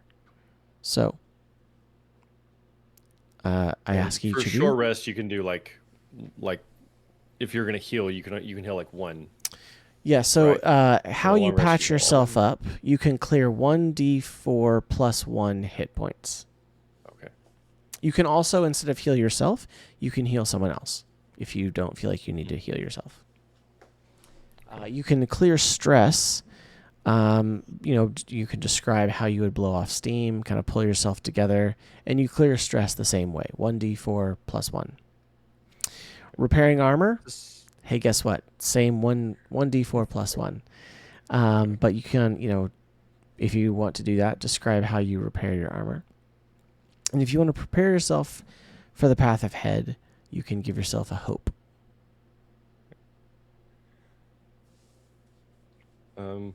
Yeah. So at this point, kind of looking around, is anyone badly hurt? No, I Not didn't think so. horribly. Okay. I'm at full health. Yeah. We can pick You got 2, 2 right? damage. You have how much damage? Well, I have 2 damage, but I was asking that Okay. we can pick 2 things to work on per short rest. Yeah. Well, no. So you can only do one thing per short rest. And in the course of a day, if you took more than one short rest, you can only pick the same action twice. Okay. So essentially, in a day, you could tend 2 wounds across. So in one day, if you took 3 short rests, you could only tend wounds twice, or you could only repair armor twice. But then you could do another action on the third short rest. And again, it doesn't mean you have to take 3 short rests in a day. This is just that's the limit. So actually, I'm sorry. No, you're correct. You can choose 2 of the following options. So you can do 2 things. Or choose the same option twice. Yeah, so you can just choose 2 things. You just can't do it more than twice in a day. No, it doesn't say that. I was reading it as twice in a day, but that was not it. Oh, okay. So that was completely my fault. Well, at this point, as she's kind of doing her thing, Sir Torwald's going to, expand his spectral wings again, and he's going to fly up. Probably, he's going to try not quite to get to top of tree level, but halfway up, where he can look out and see, like all the points that enemies could come from, and he's going to kind of prepare for the attack that might come. But at the same time, he has. This is like how he relaxes. Like he has separated himself from his turtle kind, and he's taken to the skies, and this is his serenity. And so he's going to clear one stress and gain a hope. Okay, very nice. Who else? Yeah, so I'm basically gonna set off and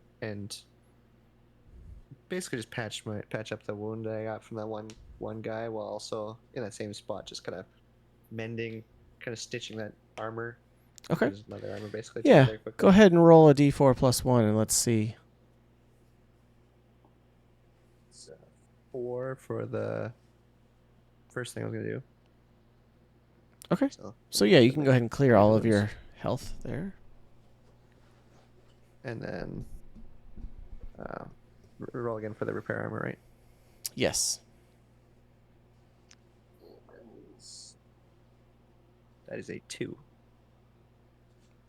Yeah, yeah. I mean, I think you only used one, right? So. Yeah, I used one. Cool. Awesome. Okay.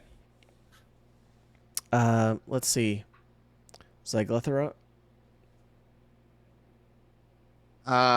He's gonna disappear into the darkness of the forest because the shadows is where he finds himself most at peace. And I'm gonna take a like heals. I'm gonna knock a stress off and take a hope. Okay. Absolutely. Yeah. I guess if you guys only have one hit point that's been taken, you don't necessarily need to roll, or even two. Really, if it's more than two, that's kind of when you need to roll to see if you don't roll a one. So. Okay. Sounds good. And at this point, we And can hold- swap domain cards. Is that correct? That's one of the Um, options you can pick, I believe. So I think that's during a long rest. Or it's possible if we were to play like expanded rules, that would be the case. Right now, we have those four things. So Okay, that works. wounds, stress, armor, or prepare and give yourself a hope. So All right. And I will tend to my wounds and prepare for the coming fight. okay, sounds good. Sounds good. All right. So.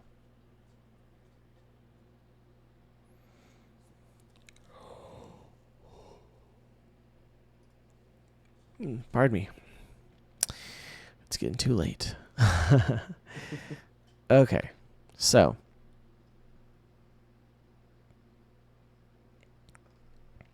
After an hour, the arcanist lets out a shrill cry. The keystone has finally responded.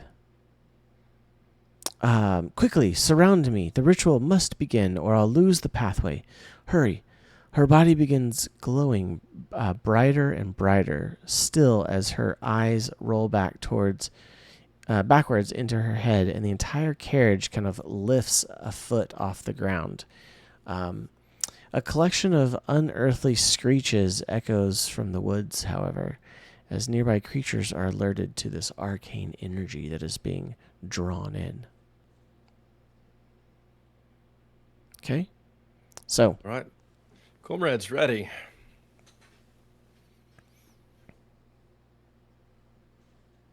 And at this point, I'm just going to kind of stand with my back to her, facing whatever I felt like was the biggest threat in my survey. And So, I'll stand on the opposite side of her from Sir Torvald.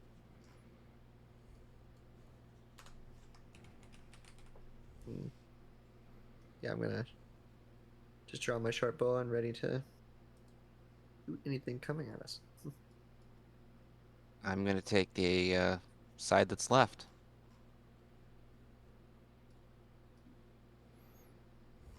okay. So you're all just kind of there facing outwards. Let's see. 1 second.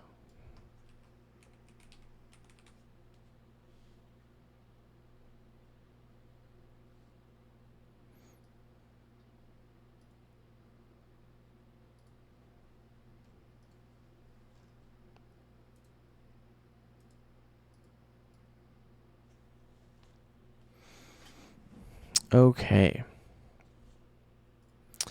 So, as you take a defensive stance, you feel a rumble as these four ancient skeletons emerge from the ground, rust swords in hand, disturbed by the forces of magic being used by the arcanist. In the distance, you also see these wraith-like figures floating ominously towards you.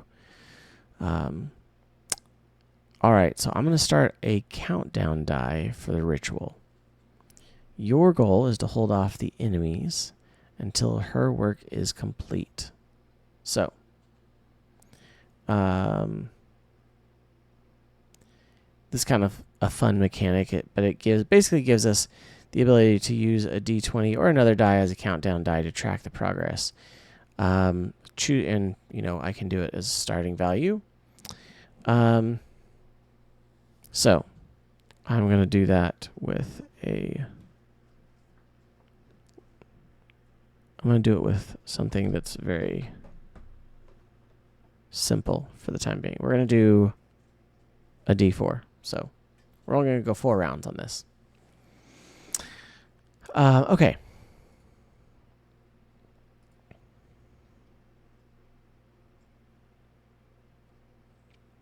All right, do we have players first? 1 second. Okay. Getting to the place that I need to be.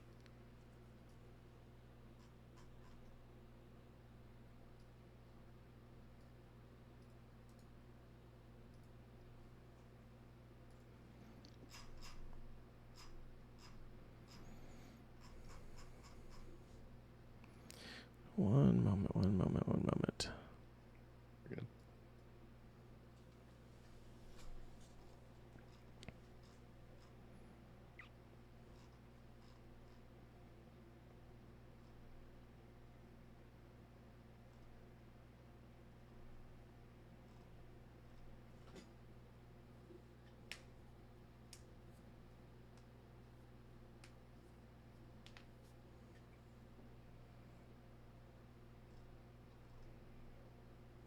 Okay. Sorry, the real question is...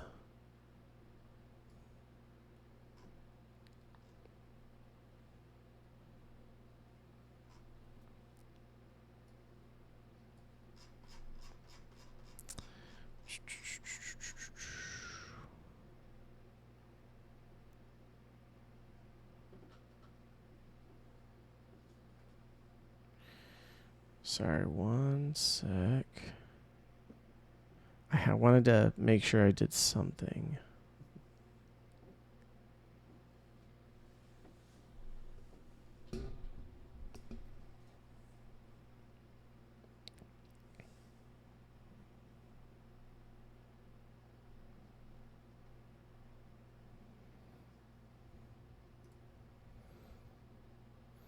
Ooh, also getting thunder. So...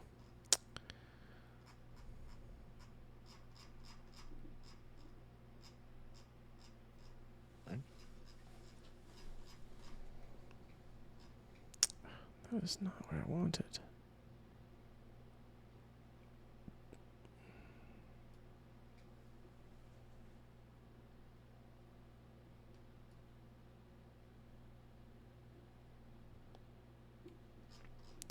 Sorry, I'm trying to remember if there was an initiative roll or if there was an optional non-initiative.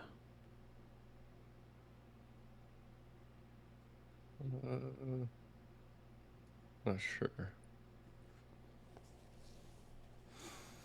Yeah, because if I remember correctly, like players don't have initiative because we all technically go at the same time. Yeah. Right. And whatever order makes sense.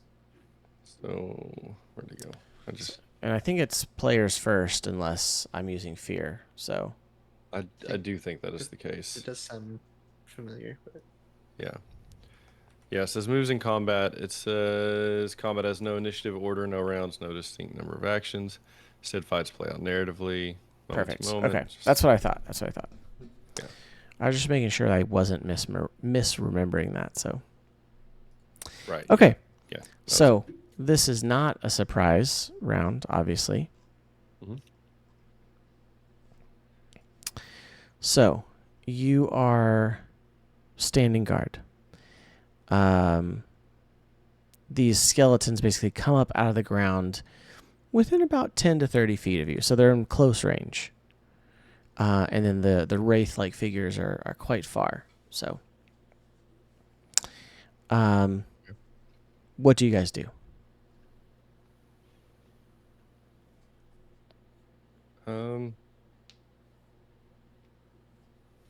Let's see.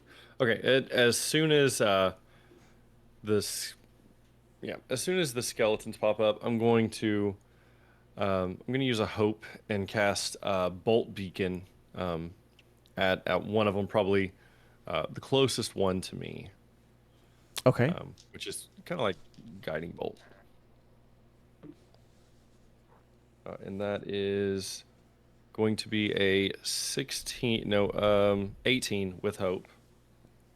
Absolutely. Roll some damage for me. All right.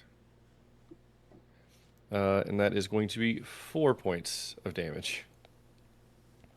4 points. Okay, it does take. You slash through it, and it's got a sword in one hand, but you slash through the arm on the other side, and it just kind of falls off. This one's but actually it's like a bright light, and it actually makes it vulnerable, and it's okay. glowing brightly. Oh, okay. Yeah. Awesome. So yeah, this one's glowing brightly then, and you hit it, and you did some damage to it for sure. Mhm. Okay. Next. Is there a group of skeletons within close range that I could approach? So there's 4 skeletons, and they are basically coming at you from different directions. So there is absolutely one in close range. And then so they're not in very close range yet, but they are basically coming up out of the ground, and they're basically all moving towards you. So Okay. I'll approach one of them on my side, get to very close range, not quite melee, and hit with my mace. okay, go for it.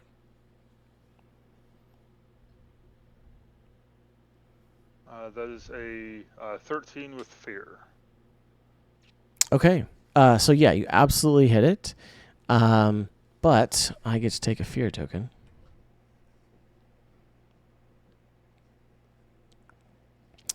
And go ahead and roll some damage for me. That was 3. 3. Okay, so it does take 1 point of damage as well. But it still keeps moving forward. I'm going to go ahead and actually spend a fear token to... let's see.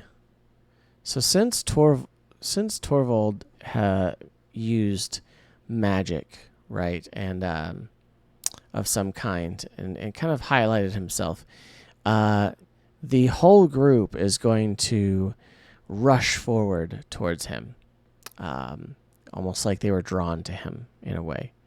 So they all move into melee range and are going to make one shared attack roll. So,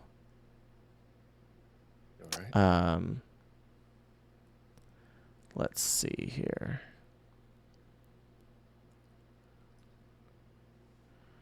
Let's see if they get a shared attack roll.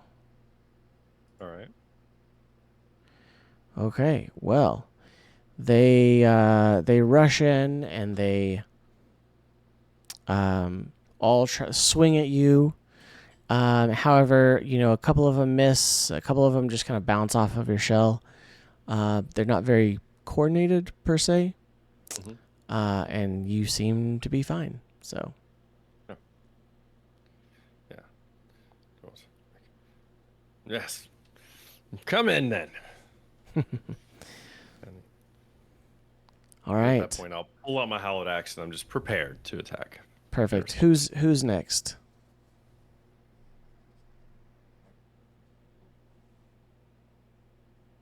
I think seeing them coming in, the rates you said are at far range, right? Yes. So I'm actually, because I have a bow, I'm going to shoot at one of the wraiths in the back. Okay. So they are coming towards you, so they're not necessarily. You said you're gonna shoot them in the back? No, shoot the guys in the back. Oh, shoot the guys in the back. Okay, sorry. I was like, how are you doing that? some magic arrows that go over and come. Coming right back at him. Yay, English. Okay, Boomerang I arrows. got you. Come on, guys. Yeah. I got Actually you. combine, bow and returning arrow, Yeah. Go ahead and fire. That's 18 with fear. Apparently, I'm only getting fear. 18 with fear. I gotta start using more fear.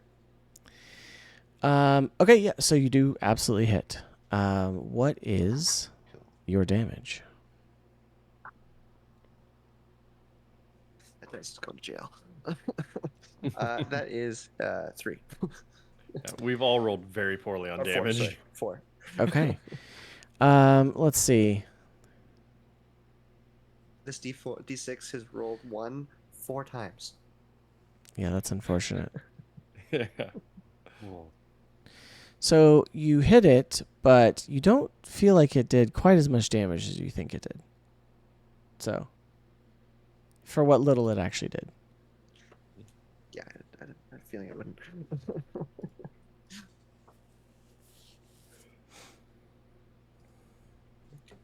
I guess that, Who's left? Okay. I guess that's just me, I believe. And well, I'm going to blast another one of the wraiths as I'm looking over at Torval and our giant and going, they can handle the skeletons. I've got range. I'll try and hit the Okay. other one. Are you going to hit the... so not the same one. No, not the same one. Perfect. And that's a double 11. Ooh. Nice. Critical success. Absolutely. Okay. So. What? So the way critical works is it's your max damage dice, and then you roll it again, pretty much. Yes. I looked it up earlier because I was curious. So I just automatically get a full D6 then on that? Yeah, Or and do then I- roll an additional one. Okay. Yeah. So that's 12 points of damage. Okay. Awesome. So. Okay. So you do hit it pretty strongly. But it's still up and it's still headed towards you all.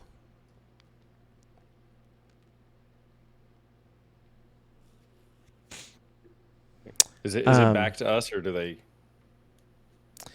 No, so it would be their turn. So the skeletons this time, they kind of all were like, and they all tried to attack Sir Torvald, but then they kind of like look around again, and like one of them comes back to fire, or not fire, but swing at the next closest person, who is Derillian.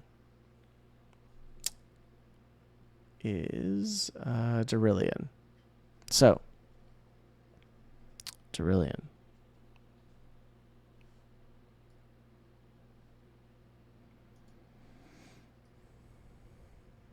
I don't believe a 10 hits you. Nope.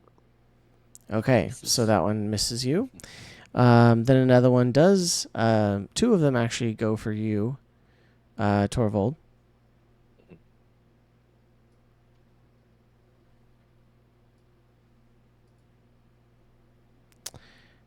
First one misses.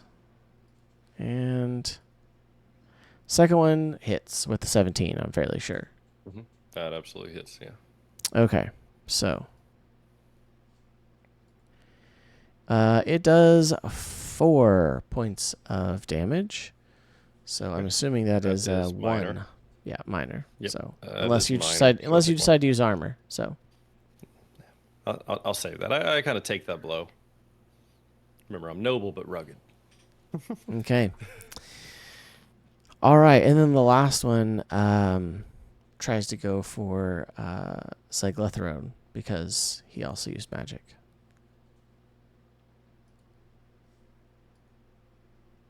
Does a 14 hit you, 14 hits.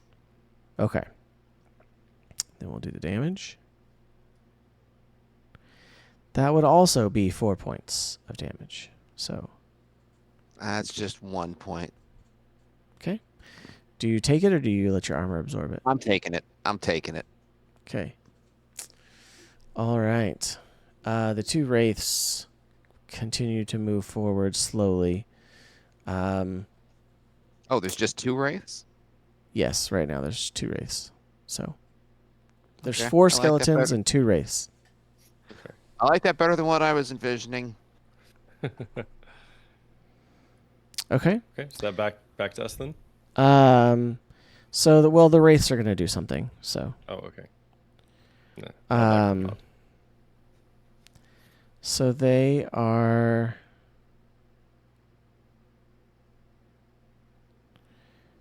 Going to move forward a little quicker and move from far to close. In fact, to very close. So these skeletons are engaged with you in melee, and then the wraiths are coming in soon. So, but it is one of your all's turn. Noticing that the skeletons seem to be attracted to my magic, I think this will work. Let me reread something. I'm going to open up my spectral wings once again, which are wings of light. They are magical in nature. And I'm going to kind of drift up off the ground maybe 4 or 5 feet. I want to see if they move toward me, if it catches the attention of the skeletons. Yeah, I mean, it definitely catches the attention of the 2 that are trying to hit you right now. Okay. Then I will. At this point, I'm going to fly to the one who attacked Emperor's character. I can't remember the name. And, Me and hard names are just par for the course, isn't it? I know that's why I'm just used to saying Emperor's character at this point. I'm gonna fly and I'm gonna swing down on it with my my hallowed axe. One, to obviously get it away from him, but 2, to also try to grab the attention of the 2 that aren't looking at me. Okay. So that is going to be a 17 with hope. Okay, yeah, absolutely. What roll some then- damage? I will, and I'm going to also spend a hope to deal a 1d8 extra on my attack. That is going to be 8 points of damage. Okay, so you have an axe, right? You just as you fly down, you kind of slam your axe down, and it not so much cleaves as cleaves and bludgeons through this skeleton, just kind of causing it to completely fall apart, and it is no more. It should be noted, as it sounds like it might be pertinent later, my axe does magical damage. The hallowed axe is actually Perfect. magical damage. So as I kill that one, I'm hoping to get the attention of the 4th skeleton and then kind of drift back and pull them away from the party. Okay. So right now you have the attention of 3 of them, kind of, as the other 2 were already focused on you. But who's next? Sorry, go ahead. So I'm struggling to picture again.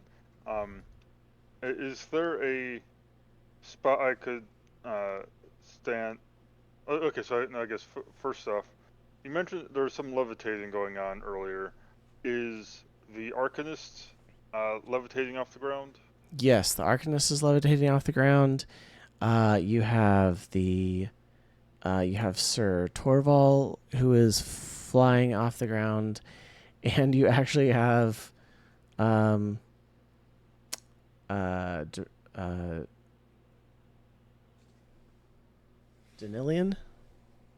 Durillion? Durillion? I'm not flying right now. Okay. Oh no, that was the last time. Sorry. Okay. Is there a spot I could stand where I would be in very close range of uh, well, I suppose as many things as possible, but hopefully at least a couple skeletons and a wraith. Yeah, I would say Or- not the wraiths yet, but I would say you could get within range of 3 of the skeletons because 2 were kind of chasing Torvald. So you kind of get closer to them and the one that's in front of you. And so if you're trying to use an ability, that would be a good time to do it. Yeah. So I'm going to, if there's an undamaged skeleton, I'll target that one to start with, Okay. Yeah, there is. with an attack. Except that's only 8 with hope. Okay, so an 8 does not hit, unfortunately. Okay. Then I also I cannot use my whirlwind ability because that did not hit. Okay. So yeah, unfortunately, you missed.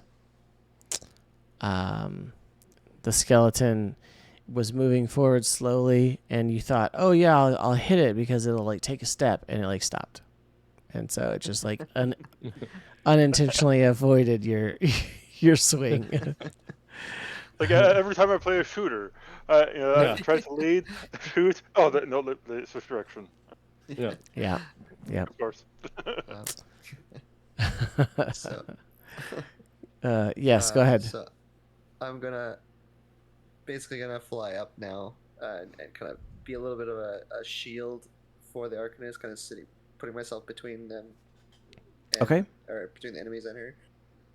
And then I'm assuming, well, at least one of the skeletons is within melee range of Torvald.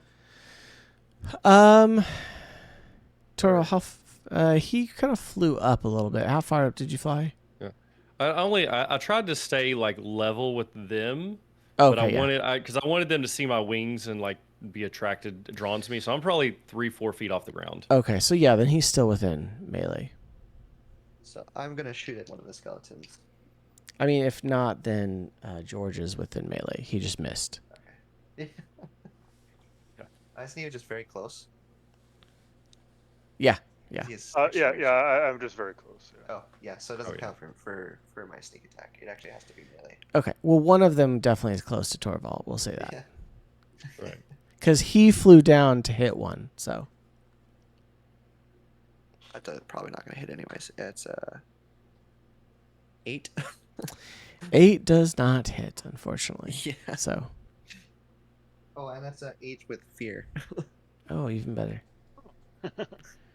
Well, I think that deems that we need to take another fear break. And I'm going to have the skeletons again bum rush someone. I think they're going to still go ahead and rush Torval as he's like kind of like flying up, hovering out of the ground. Actually, give me give me a presence roll, Torval. Okay. That is 15 with fear. Okay. Yeah. So you absolutely get oh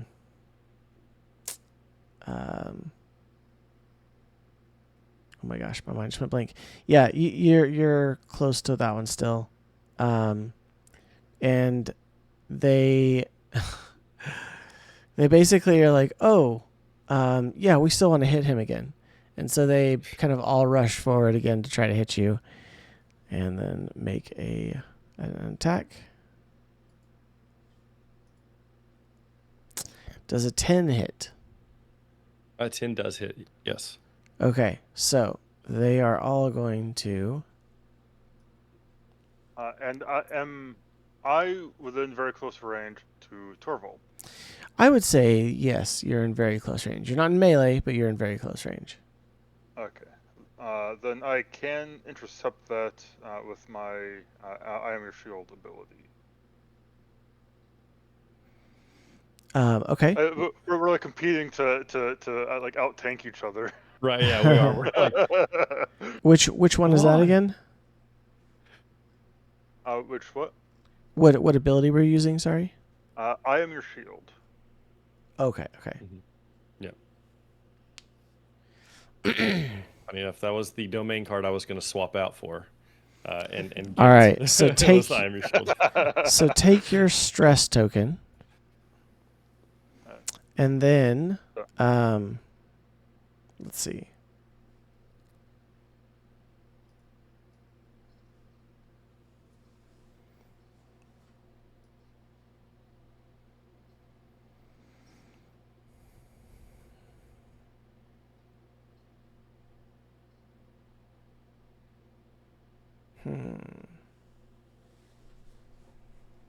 Okay.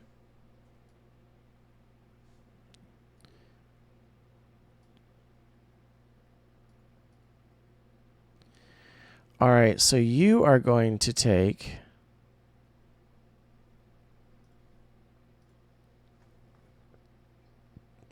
Oh, you know what?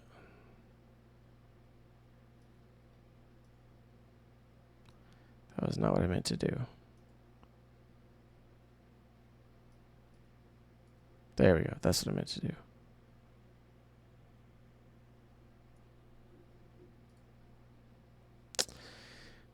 Okay, so they rush forward, Torval, and they do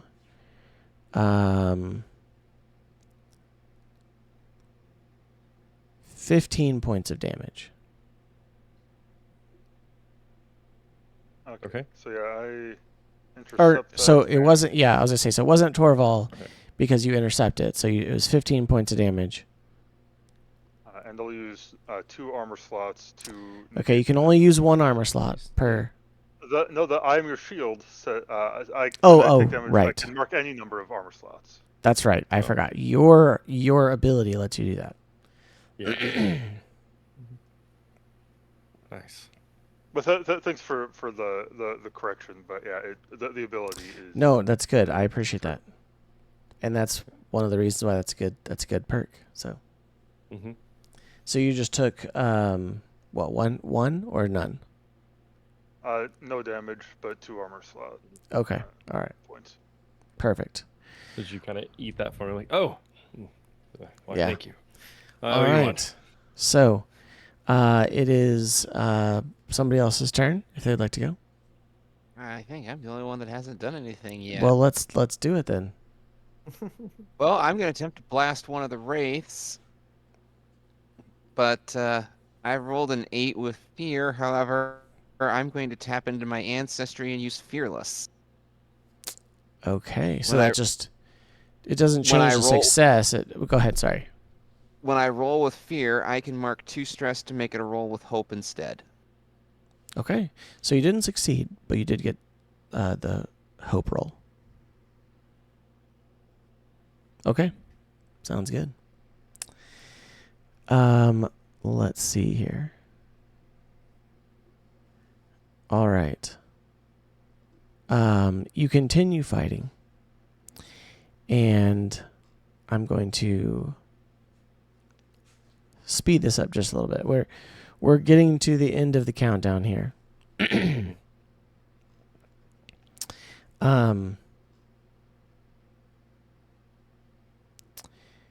Let's see.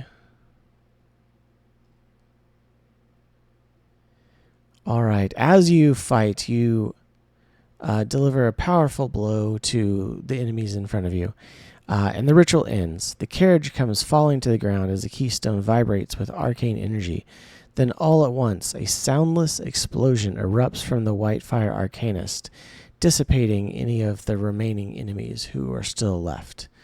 The clearing quiets once more. Back inside the treehouse, but about an hour later, the keystone sits suspended carefully above a rumbling fire in the hearth. The arcanist, who looks even older now than she did before, sits cross-legged in an overstuffed chair. There's an exhaustion in her voice as she speaks. Well, you fought hard. I'm not surprised, of course. The king keeps good company, and I'm very glad you were there. As are we. I take it everything went well on your side. Ah, yes. The keystone will need a week, maybe more, to allow the magic to settle. I'll need to watch it carefully to ensure nothing cracks or becomes sentient or anything like that. You know how it is. And in the meantime, after you rest and gather yourselves, have a nice hot meal and a warm bath. I have one more thing to ask of you. We pull out, sorry. You pull out of the arcanist's home, out of the forest itself, to view the verdant expanse from above and see twisting stone spires breaking through the tree line. It's kind of a zooming out camera shot, if you will. Each of these stone spires breaking through has a flame flickering within the tower like a beacon. She continues, "There is a spire just west of here, maybe a few hours' walk. I felt it on the way to the ritual. Its power was strange. The light felt weaker than it should be. I think something might be terribly wrong with the spirit keeper, and I fear what may happen if its fire is extinguished altogether. When you are ready, come back, and I will give you my map so that you can make it there safely. It's good to have heroes in the Sablewood again." And that's where we're going to end the session. Very nice. So, All right. I hope you all enjoyed the beginning adventure for Daggerheart. Once again, they just did a fantastic job putting this together, preparing it. It's not a lot different than it was in the beta, but they did make updates for the kind of refinement to the rules they did. Again, just very impressed with it. Me too. That was really enjoyable. Yeah, like what are your thoughts? Could you give me just like a quick thought on how you thought it went? I mean, I'm sure I'll talk about it at length in our critical review of it, but from the player side, this is the first time I've actually played it. The other time I was GMing it. I don't know. I felt like I had a lot of options, especially as like a level 1 character. I mean, I really love the damage thresholds, the ease of like keeping up with HP and stress and everything. And honestly, from the player side, demi-plane I felt like made this incredibly easy. Even the downtime I noticed afterwards, if you just click downtime, you can literally go to short rest and choose what you want to do. And all the options are right there. Move 1, move 2. Yeah. And stuff like demi-plane's actually done a really, really good job. They really have. They really have. Yeah. But yeah, I'm going to talk about it at length in the podcast, so I would love to have your guys' thoughts.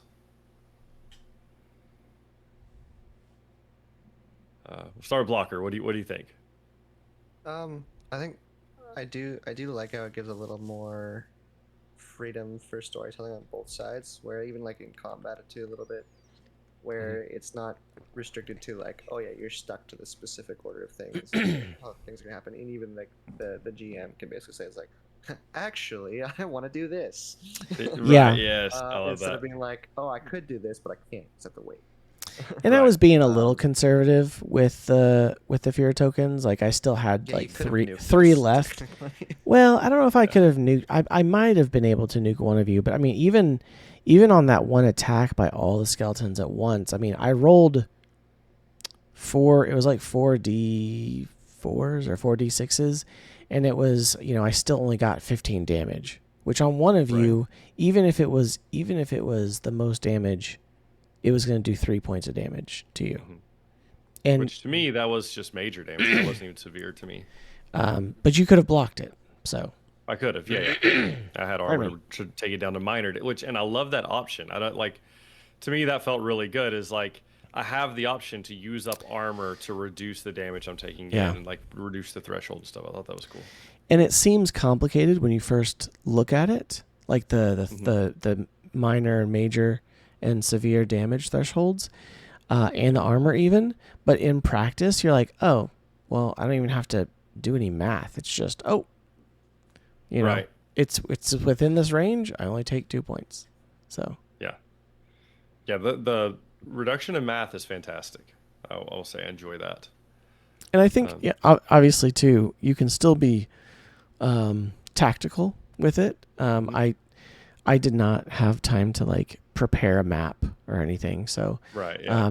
because it was kind of a, oh, can we do it today? Oh yeah, we can do it today. Oh, yeah. And then I had errands to run with my wife, so it was like, well, I'm not gonna have a map. So, Yeah. No, you're good. but they It was- don't we're they fine. don't give you any kind of battle map in the adventure. So The one thing I Right. did feel too is like, yeah, like it would benefit from having a map, but Mhm. also just I almost felt like it would be more beneficial to be more tactical than you usually would in like fifth ed or something, because you only have 6 HP. You don't have this big health pool.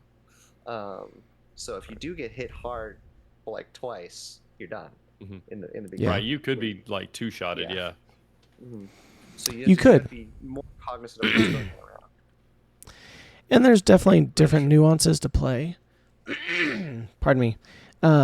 If for some reason you took some magic damage, which was possible with the wraiths, then it goes to your stress instead of your Right. your hit points. And then once you get through your stress, then you start taking hit points. Right. But there's other downsides and stuff. So, Mhm. what about Spurg? How about you? I do like the flexibility, the various features. Um, so some of them do seem more useful than others. Um, like like in combat, I basically would my combat strategy basically revolves around my giant extra reach, my whirlwind ability, and the shielding ability, and my other features are kind of in the background. But that's also not, that's not a bad thing for it to, uh, for a few features to be the focal point of the build. Yeah.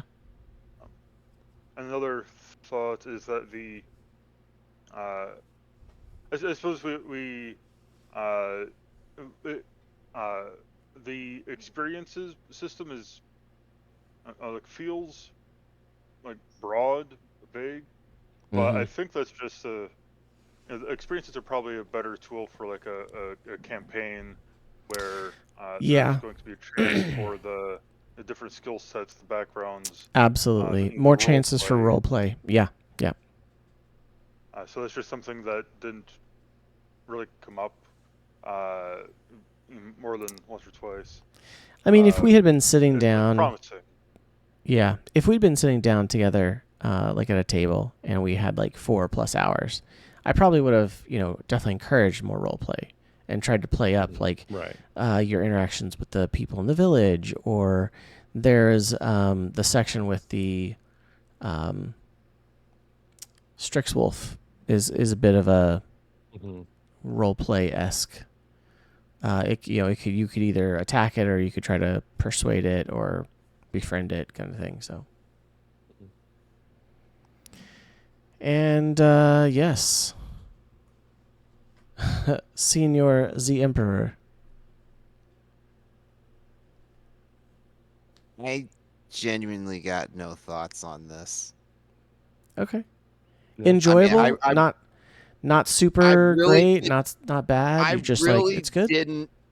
I really didn't have a lot of rolling to do, but I was staying in character, which was so there wasn't much for me to do. Right. And it's an intro adventure, so we weren't heavily leaning on a lot of rolling for extra RP. Because, like I said, we could have definitely expanded that, but I definitely wanted to kind of try to get through it. So Yeah, I really have it. I wouldn't say good, wouldn't say bad. I'd say neutral. okay. Is there any feature that you liked, even like something that worked in the character sheet in a specific way? I didn't really use my features enough to really have an opinion. Okay, that's okay. That's okay. We'll have to get some longer. I know Jeff wants to Right. run something longer, so Yeah. I'm sure we'll hear I think more. my next, like, I mean, what we're in right now is supposed to be a mini campaign, but my next mini campaign will be in Daggerheart. So I'm curious how it's going to be to like prep in it and, write and stuff too. So it's gonna be awesome. so far, all I've ran is also the intro adventure. So I've never tried to like write anything or create anything in it yet. So I'm really excited for that. Yeah, and the book's really good. I mean, like obviously, here it is. Yeah. It's got 2 of the sacred strings, which is awesome. But there's the campaign frames, which are loose campaign settings. And I say loose because it's not like they are. It's not a specific like campaign setting like you would get in like a 5e supplement, where you've got very specific places. Now there are some specific places, but there's also like just generic overviews. Like one of them, for example, is kind of a sci-fi-esque setting, and it's called Motherboard. And Clanks as a ancestry can't play one. Like they've all been essentially taken over by the,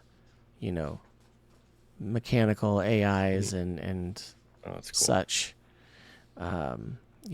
So there's different like little tweaks and perks kind of in those, but they are still a setting, and I think you could definitely.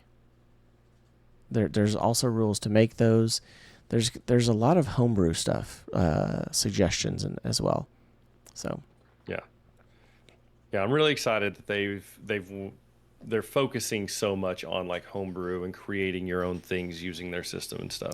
I mean, the fact that they're coming out with the card creator, like first, so within early. a couple weeks. Oh, it's gonna be great. So right, like I mean, the fact they're making that before they've even made expansions, like you would think, they're trying to sell all their cards first before they start giving you the option to make your own.